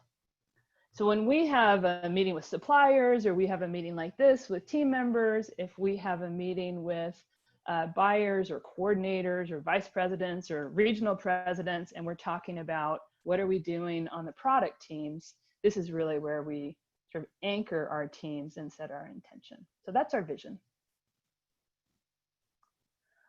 And then I just wanted to talk briefly about 2020 and 2021, right? This has been a very unusual time. And it's been particularly interesting in produce, where we have seen just an absolutely fantastic customer response to what we offer. So when we think about 2020 and 2021, I like to keep it pretty basic. So number one, I'm thinking about continuously improving pricing. We've made a lot of great strides over the past 3 years relative to our pricing profile, and we expect that initiative to continue. We're going to drive traffic with market-leading price on perishable promotions. So this is a place where produce plays such an important role for the entire store, right? The promotions that we run every week in produce are what we call our hero promotions. It's where the majority of our external facing marketing relative to price and promo, that's where the majority of our efforts go, is into produce, meat, and seafood. And I would say produce dominates that space, right? So if we're looking at planning our marketing and promotions for a month, you know, produce is going to have 2 or 3 of those hero slots, and then meat and seafood will fill the others. We're building baskets through in-stock improvement and expanded assortment. And for folks who talk to me on a frequent basis, I can go on nonstop about being in stock. The number one thing that we can do to improve our sales and to take care of our customers is to be in stock. And so we've put a tremendous amount of energy into that over the past about 1.5 years. I think we're well on our way to developing a pretty robust tool set, and we've seen some amazing improvement. So when we started the in-stock project, I would say in general, Whole Foods Market produce was running sort of, you know, in the high 80s to low 90% in stock. And now at our current rate, post-COVID, we actually just surpassed our pre-COVID in-stock rate. So we're running just under 96% in stock right now, which is terrific, right? Like that is really a testament to a job well done at every level of the produce team. So excited about that. Another piece of building basket is also having an expansive assortment. And so that will be work that I think you guys do an amazing job on that in Northern California, but we'll see that expand over the next, I'm going to say, year and a half, where we expect our core list to grow, to make sure that in every store we're offering the right variety to our customers. And then the last thing I wanted to share, which I think is particularly meaningful to the produce team, is that we have plans in place to expand the Whole Trade Guarantee program, and we're planning to include some domestic producers. So we think that's really exciting. We have slated between now and the end of the year a pretty good number of new items entering our universe under the Whole Trade brand. And we are working with marketing right now to look at rebranding the program with potentially a big relaunch at some point in 2021. So our goal at this point is to double our penetration in Whole Trade Guarantee in produce and floral. And I'd say we're well on our way to having that completed by the end of 2021. Next slide. So I just wanted to walk through sort of our commitments on the perishable team as we talk about it globally, and I hope it translates and is meaningful to you guys. Outstanding quality, right? Always has to be our number one, right? If it's not the right quality product, that's not taking care of our customer. Long-term relationships with suppliers. This has been huge for us during this COVID time. We have seen our volume really spike, and it is through the strength of those very long-term relationships that we have with suppliers at every level, right? Whether that's sort of the micro, local, the regional, or the global. We're talking about 20, 30-year-long relationships. And those really paid off, especially during the early days of the COVID outbreak. Cultivation of local relationships. The truth is, I think we have a lot of opportunity in that space, right? To continue to really cultivate local and bring it, really to fruition in every store. So lots of opportunity to work on that in the coming years. Competitive pricing, I already spoke to. We made in 2017, 2018, we made some very significant investments in produce to bring price down. And we'll continue that, although at a slower pace over the coming years. But really, really important that our pricing is relevant if we want to continue to expand our customer base. Compelling promotions. Again, I already spoke about this, but it is a primary role of the produce team to drive traffic into our stores, and promotions are the key tool to make that happen. And then last, clear merchandising direction, right? So I think this is over the past 3 years, we've made a lot of improvement in this area. And we put a lot of work into creating the right structure to give the right amount of guidance that allows us to maximize our categories, and also takes into account that our store footprints are quite unique, right? And so it needs to be flexible enough to be applied across a broad group of stores that can be quite different from each other. All right, and then I thought I would just end with final thoughts from our Declaration of Interdependence, right? Because this is intended to be, hey, this is a high-level view of what's driving the perishable team and the produce team company-wide. And, we are who we have always been. It's kind of amazing. Sometimes I come to a call like this, or I look around my team here in Austin, and we have so many veterans who have been with Whole Foods for double-digit years. And I think it really shows up in the quality of what we offer to our customers. And it is anchored in being part of Whole Foods market culture and our history. So I'm going to share this with you briefly now. Our Declaration of Interdependence reflects the hopes and intentions of many people.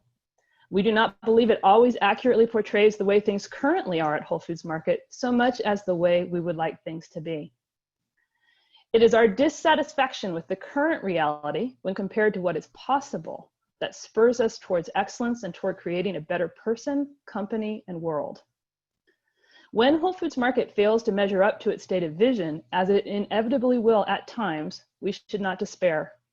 Rather, let us take up the challenge together to bring our reality closer to our vision. The future we will experience tomorrow is created one step at a time today. And as I was thinking about meeting with you guys today, it was fun to look back on this statement and think, wow, this was written in 1985, right? It was refreshed a number of times, most recently in 2018.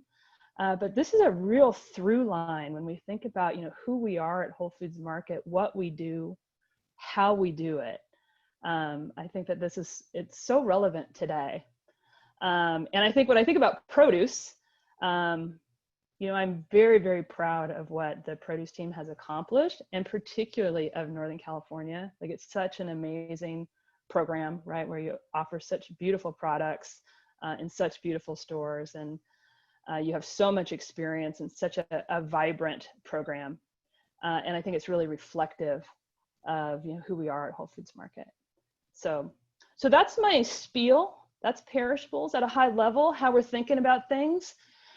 There's so much tactical detail that I would be happy to go into if you'd like. And so the floor is open for questions, whether it's about produce, perishables, merchandising, or anything in the company at large. So I turn the floor back to you. Let's see what questions folks have.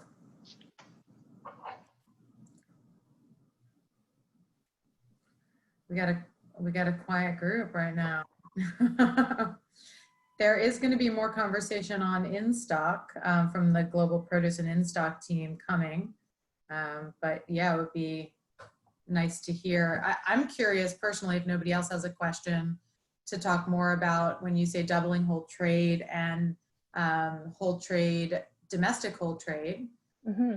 Also our push to make sure we've got local in every store. I'm curious where those things all come together, or if you can give us a sneak peek to what commodities or how that's going to look. That's a great question. Sneak peek to the commodities. Some of the basic ones will be some additional domestic and imported floral.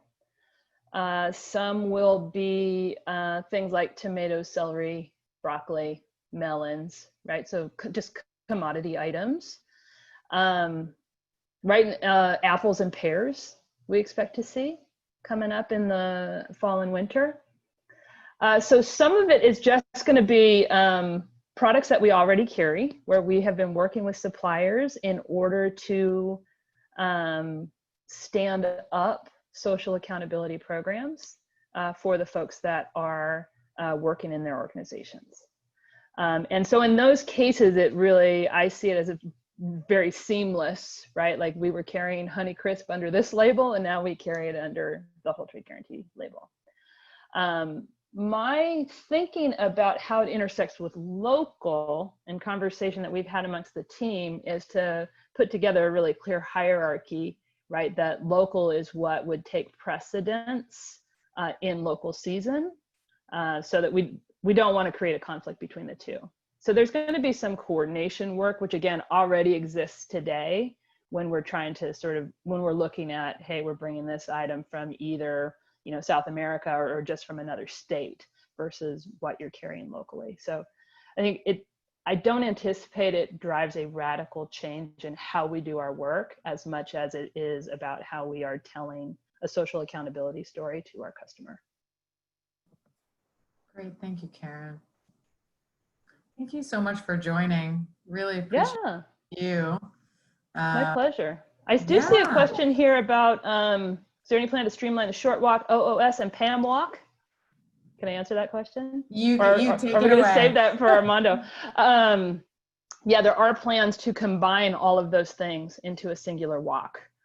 So I don't think that singular walk is particularly short, but it will be all of those things contained in one. And I think Armando will probably be able to give you details, but it's not terribly far away. So we're very excited about that. And when that's done, we will have visibility to inventory in real time. So that's a very exciting development. Awesome. Well, we're going to keep rolling. Karen, thank you again. Please, we'll love to have you the next time that we can as well. And if anyone has questions, I know Karen's always around, so inviting folks to keep. Yeah, you know where to find me. Awesome. Well, it's really nice to see you all, and I hope you guys have a really fun meeting. Thank you. And we've got James Bible up next, I believe. James, are you on? I am. Hello. Awesome. Hello, everyone.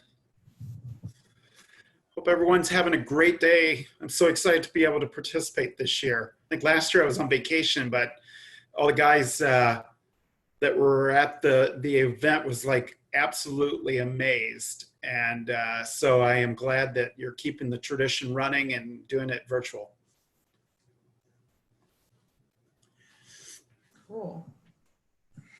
Do you want to introduce yourself and just give us a couple minutes of the highest level of produce? Yeah, well, I'll give you a quick rundown. I've been with the company for almost 16 years. The past 5 going on 6, I've been the vice president of Produce Floral. I did logistics for a couple of years while in this role. Prior to that, I was the vice president of purchasing for the Florida region.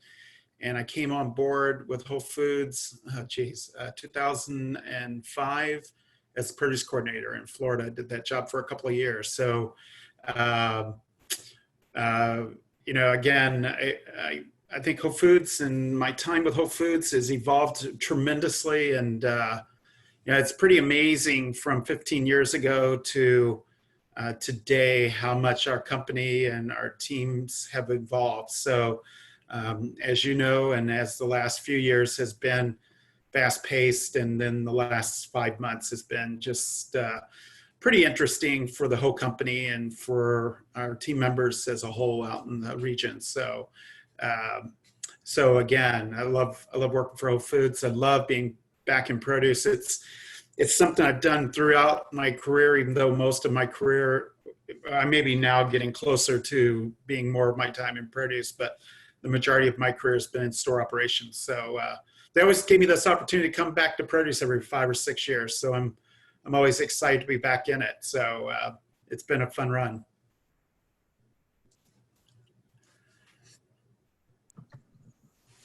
Awesome. Is there anything in terms of your high-level view that you guys, the produce team leaders, before we pass it on to of the rest of the team? Yeah, absolutely. You know, I think Karen hit on it at the end. I jumped in right at the very end. You know, we're super excited about some of the programs and some of the suppliers that we are working with in the moment, trying to get them up to the work on social accountability and some of those aspects of our whole trade program. And so we know we're going to have quite a few domestic suppliers line up a few this fall. I don't think it's been announced yet, but we have one floral domestic supplier on the East Coast that doesn't supply your region, but will be doing tulips for most of the company from actually probably everything east except, you know, from the Midwest east, back east. But we'll get them, we hope to have them. They got through all their certification the last 2 weeks. So we're super excited about it, growing the domestic side of it. Some of the folks, and I'm not sure who of all the principal buyers have been on, but they have done a ton of work getting ready for both domestic and expanding our international groups. And definitely we see whole trade as very much a differentiator that no one else is really doing. I mean, there's folks out there doing some fair trade items and some, but never taking the leverage into what we can do with it as our organization. I think it's one of the most rewarding events that I've been around in my career. And I think when I first started with Whole Foods, I was not accustomed to it. I came from a different chain, you know, I came from chains. And so that was kind of, I wasn't familiar with it. And so in Florida, we do a really big job with Haitian mangoes. And that item, I didn't realize how much impact that had on our region until I went to the seminar that Carol Medeiros and I believe, I forgot who all came to that one, but it was pretty amazing because I didn't realize the impact it was having on our region with the amount of folks that have grew up in Haiti, who had moved to Florida, who worked for our region, and the amount of stories and the interaction that means to them personally and what it meant to them to talk to a consumer or a customer about is pretty impactful. And I think, you know, again, a lot of our programs with floral or domestic, you know, kind of like right now we've got our New Zealand, we've got apples and different things. But I think once we get to a domestic program and we can talk about that and make it in a way that you as a team member or team leader can speak about the programs as impactful. And I think the expansion this year is going to be pretty tremendous. So super excited about that. I know you've got Armando and Brett on. I think that's the other big thing that has really impacted our company. You know, again, as a leader in the region, you know, I would walk stores a lot. I was probably in the stores more than I was ever in the office. That was the way I was brought up in the business.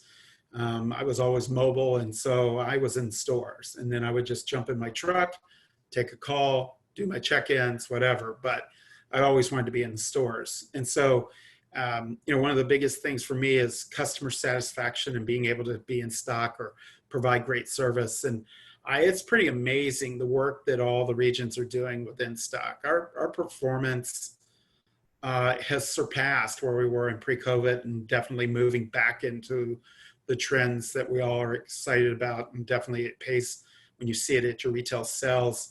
I think the hidden secret sauce, how Juan Nunez, our president in Florida, always said, you know, sometimes we don't always get to hear what the consumer says. And when we do, it's usually something, usually negative.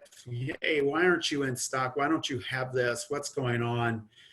And, you know, I think that's one of the biggest opportunities, is that we have done such a much better job about being in stock, both at the DCs and at store level, that, you know, I think once the consumer research and all that type of materials come back at us, they're going to show that we're taking care of the customer and satisfying them. So that's been a really big win over the last year, and definitely it keeps improving. And I'm super excited for all the work that Armando and Brett have done over the past year. So super excited about that. And then, and if you haven't noticed, we're much more aggressive with pricing. We are well priced in almost every market, and in a lot of cases we may be underpriced. And that's one of the kind of the post-COVID topics. You know, I can't get enough comp shops out or enough items shopped on a weekly basis, but in general, our market share has improved. We definitely are seeing very positive results from our investment in pricing. Again, promotions are way different than they used to be. You know, last year we were doing a lot of Prime member deals, and this year we're back into doing more traditional, what we call national media. Sales have been fantastic. You know that. You see it every day in your stores. And but as a whole, we've been just a very different organization over the last few years, as we've you know, kind of matured into a full, you know, more, I would say just a more rounded retailer, being able to be more aggressive with our pricing and be more relevant across the country. So those probably are the four biggest topics I could hit on today. But I will end it with this. I'm so proud of everyone that, you know, again, I know it's tough. My passion is to be in the stores. That's like the biggest thing about being at home, is that I'm not getting in the stores very much. And so every day you come to work and all kinds of different things happen every day for every different reason. But every day you continue to provide to your teams and to your team members in the store, and then across to our customers. So super big appreciations to everyone, and thanks for all you do. Thanks, James. Really appreciate you making time to get on. Yeah, absolutely. Introduce yourself. And so we have 4 other members of the global team, Anthony, Jacob, Brett, and Armando. And hopefully you guys can just give us just a few minutes, maybe 2-3 minutes each. That would leave us maybe time for 1 or 2 questions. To introduce yourselves, you're such an integral part of what happens in Whole Foods Produce, what happens that comes down to stores. And I get the pleasure of having the direct conversations, but it'd be super cool for everybody to meet you and just have a quick sense of what you do. So I think we're going to start with either Anthony or Jacob, whoever is ready.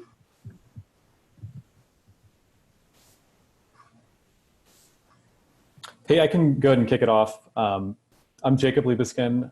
So I've been with Whole Foods for just over 11 years. And I started, I've been in quite a few different regions, started in the Northeast region in the store. And I worked in a couple different DCs in Cheshire, and then here in Austin. And then had different purchasing roles. And about 3.5 years ago, I joined the 365 store team, which was a really great kind of pivotal experience in my career, where I got the chance to really kind of push the envelope when it comes to a lot of the things that we're trying to push right now in terms of price competitiveness, different ways of looking at merchandising. And I think that's kind of a good segue into the work that I've been doing on the GPP team over the last 1.5 years with category management, where, you know, the goal, and this, you know, we've made a lot of progress, but, you know, over the next year, as we launch all categories within the department into a holistic full category management plan, we really want to give clear merchandising and really dial in the assortment. I think, to hit on a couple topics that James and Karen spoke about, you know, we've really made great strides when it comes to the core assortment and items that we, you know, have to be in stock. But I think the next phase, and the part that we're really excited to expand the core and really drive the breadth of assortment through that process. So, just really building out the variety that we see in the package set. We've seen that over the last few years that there's just so much more variety there. And then, also just as we get into more specialty categories, really helping work with local. And I think there's some opportunities to grow the assortment through local. As mentioned, that's definitely a priority. And, I think just kind of bringing those together to really drive a holistic plan is the goal. As James mentioned, pricing, from kind of a priority over the next year, similar to the assortment, we're really looking to dial in and refine the pricing. There's, small opportunities as we look at the, kind of the process and really building out the way that we approach different parts of the country and really being priced right. So we're excited to get into that detail more. But, I think I'll leave it there and pass it to Anthony. I think he has a few more merchandising topics, and I'll be on to answer any questions at the end. Thanks, Darren.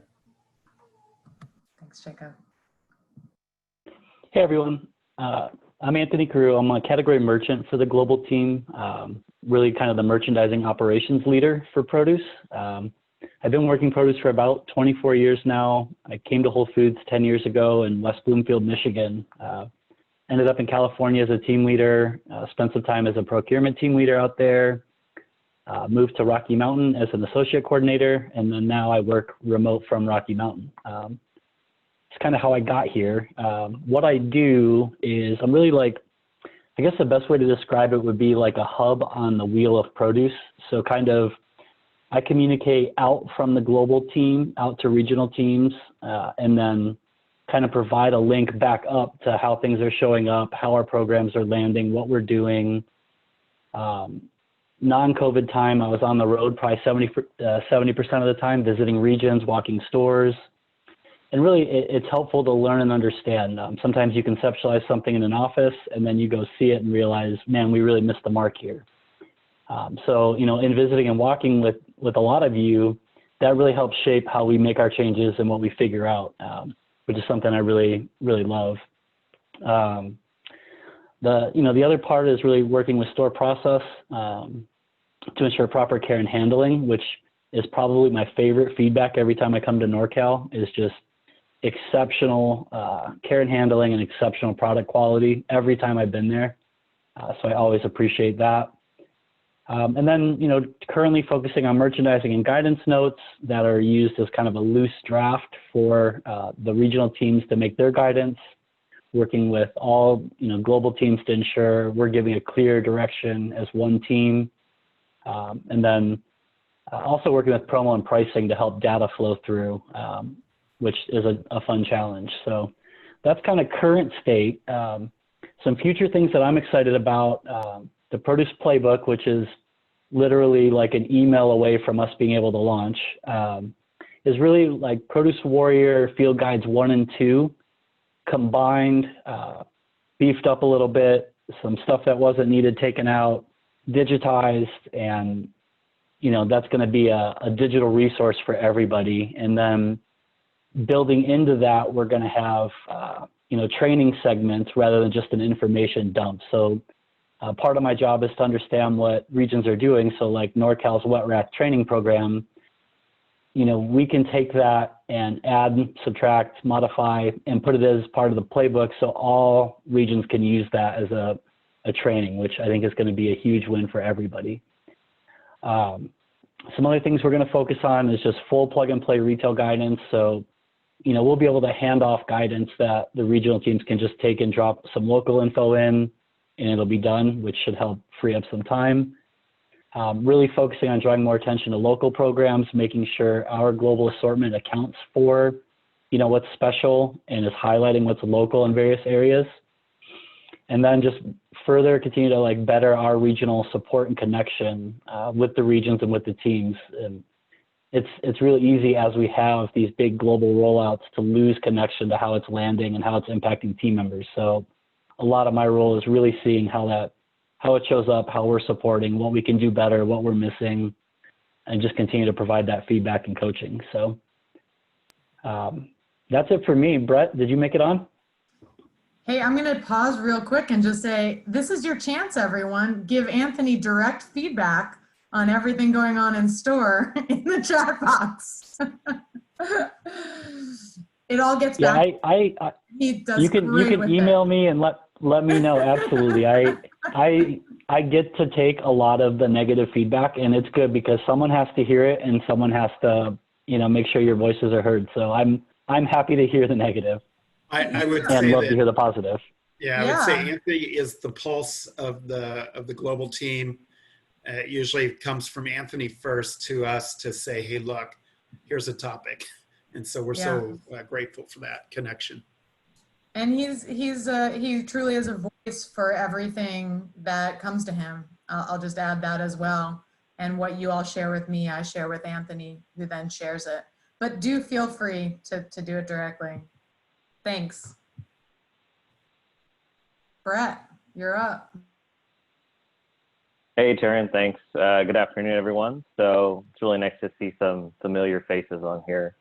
But my career path actually started in NorCal as a part-time produce team member back 2005 when Stevens Creek used to be called Cupertino.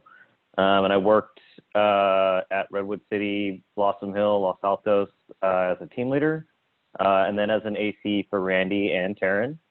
I then moved to SOPAC as a procurement team leader, and then back over to AC as kind of the operational role, and then Southwest as the produce coordinator.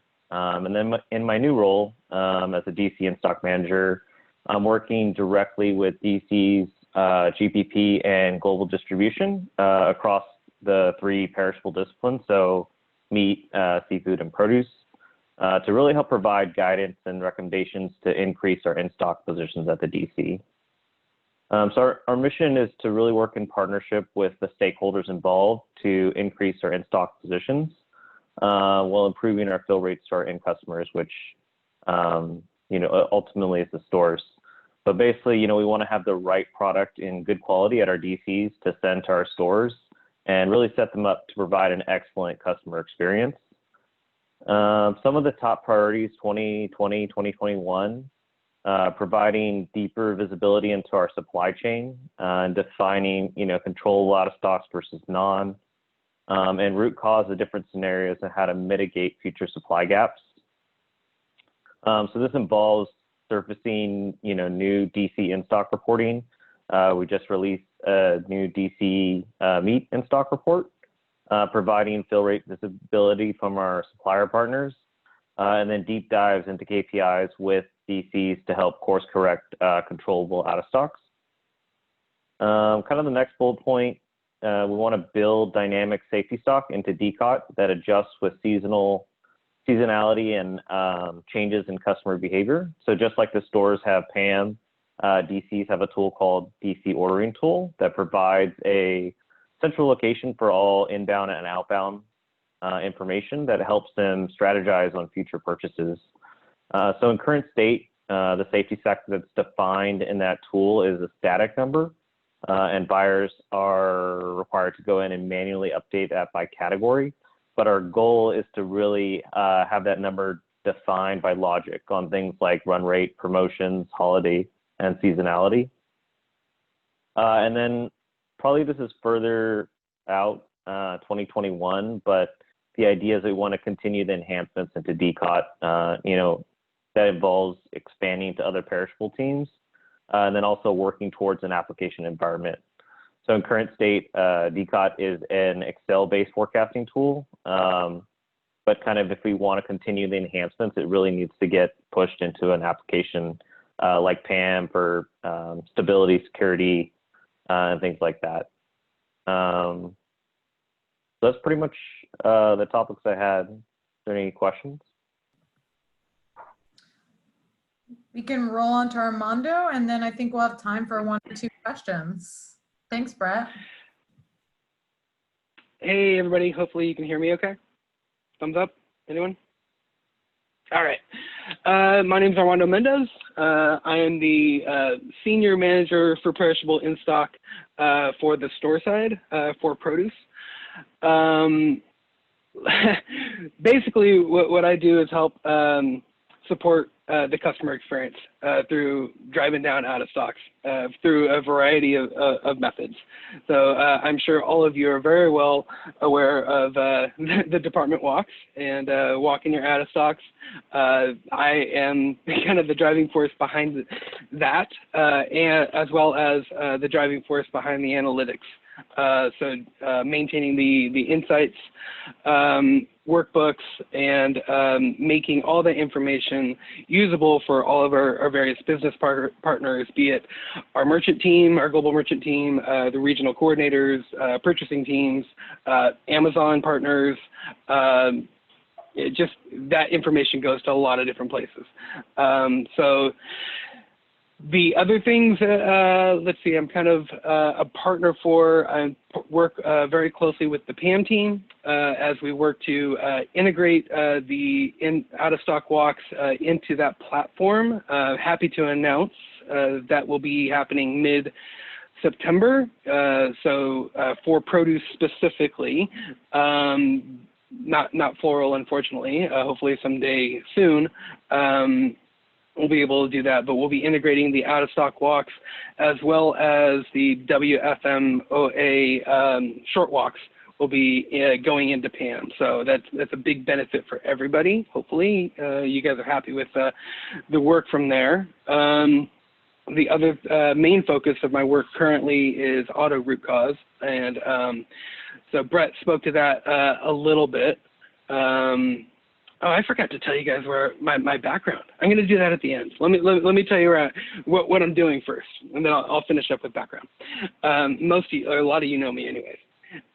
So auto root cause. Basically building out logic and a whole WFM insights dashboard to identify whether out of stocks were controllable or not controllable. And in very, very near future, we'll at least be able to say store caused or DC supply caused. But we hope to move forward to be able to do that for logistics caused, GPP purchasing caused, out of stocks, and really be able to define our out of stocks in an effort, again, to better the customer experience.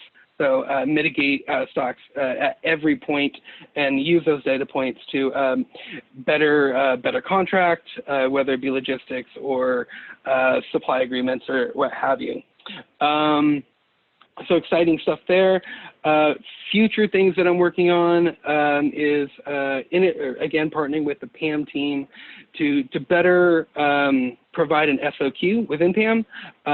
So instead of the current model that's looking at 4 weeks of movement, moving to a model that's looking at 5 years of movement and current run rates, and really making every order writer's job a whole hell of a lot easier.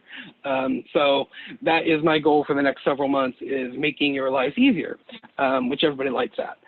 So I'll finish with my background. I am a NorCal native. I started with Whole Foods Market in 2000, opening the Fresno store. Have worked in numerous NorCal stores, was an associate coordinator in NorCal, was a team leader in Walnut Creek for a very long time, which I'm very, very proud of those folks. I probably opened and or remodeled 75% of the stores in NorCal at one point or another. But beyond that, I was an associate coordinator in SOPAC with Fort Taryn, and subsequently a produce coordinator in SOPAC as well before joining the global team almost 2 years ago. Yeah, so great to see a lot of familiar faces, and hope you guys are doing good. Thanks for having me. Yeah, happy to have it. Take any questions as well. Thank you so much. It's so good to have you all, and especially it's great to have everyone. It's so fun to have the NorCal faces back. I know a lot of people know. Folks, say hi in the chat box. Feel free. we don't have a lot of time. If there's any questions, pop them in there.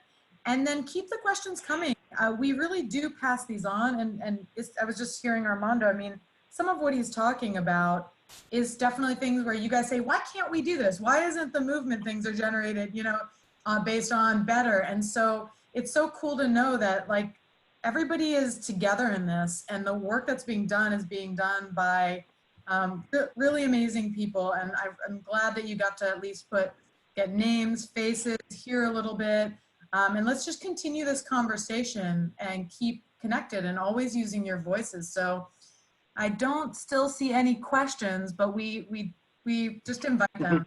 The last thing I want to say is I wish that you all were here in NorCal and we're eating all of the fruit. I don't know if you opened the agenda, but we had a lot of samples and I just really wish we could share with you. So when you get the next opportunity, please come and we'll host you.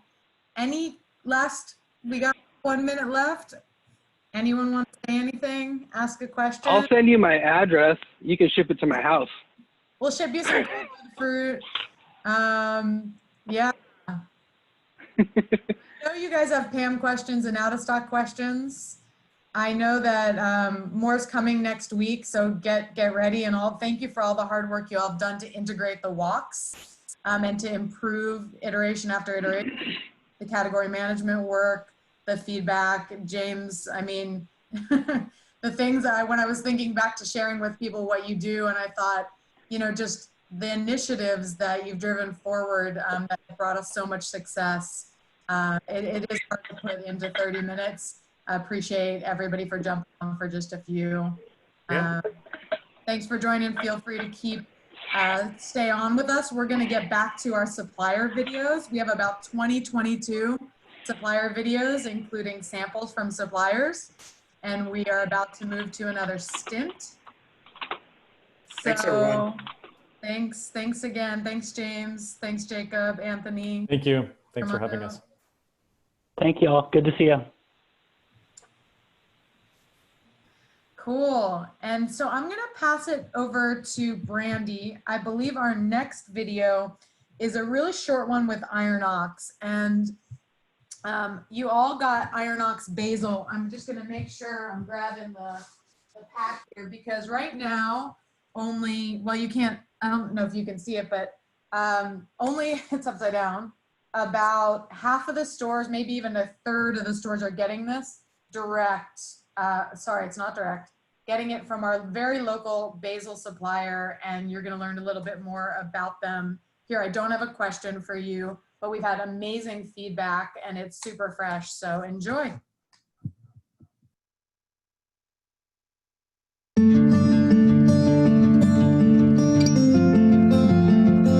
We started with the question, what if we could grow better produce for everyone? Because when it comes to locally grown food, quality shouldn't be a luxury, and quantity shouldn't be a compromise. At Iron Ox, we're using robotics and intelligence to grow better food for less, in a way that uses less. Less of what we can't get back, or can't afford to waste.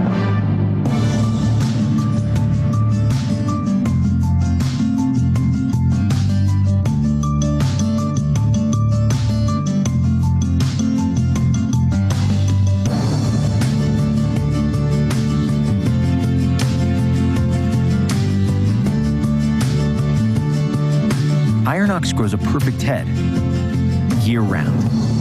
We're increasing access to premium produce for everyone.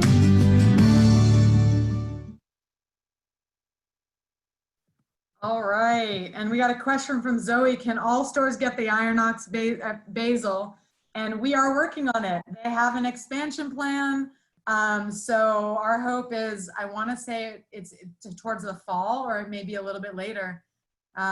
Maybe it's early next year, but yes, local basil every day, super fresh.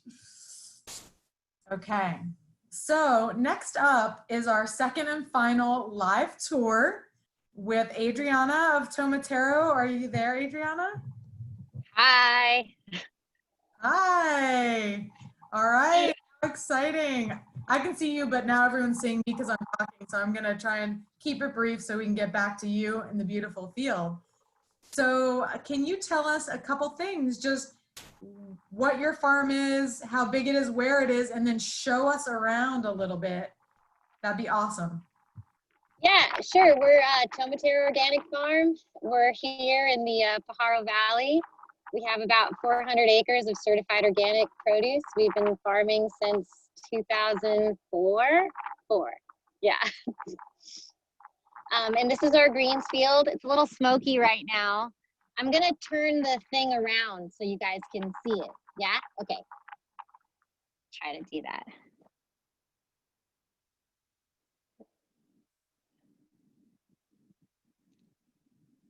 Oh. Can you see it? Yes. But you'll just need to talk again when I stop. So I'm just gonna keep walking. There's some kale here planted, and so that this will all be ready in like a couple of weeks, or I'm sorry, about a month rather. Depends on how hot it gets. It's been pretty extreme weather, but yeah, you can see the field all the way farther back there. On a non-smoky day, it's actually a really breathtaking view. This farm is on an agricultural land trust, Santa Cruz Land Trust, and it's in agriculture in perpetuity, forever. And that's another reason what makes this ranch really special. Great. So a couple other items, and some of the items we got sampled from Tomatero were strawberries and dry farm tomatoes. And I wonder if you want to just tell us a little bit about those, since they're pretty key items that we get a lot of and sell a lot of, and maybe the varieties you grow and anything special about strawberries and tomatoes.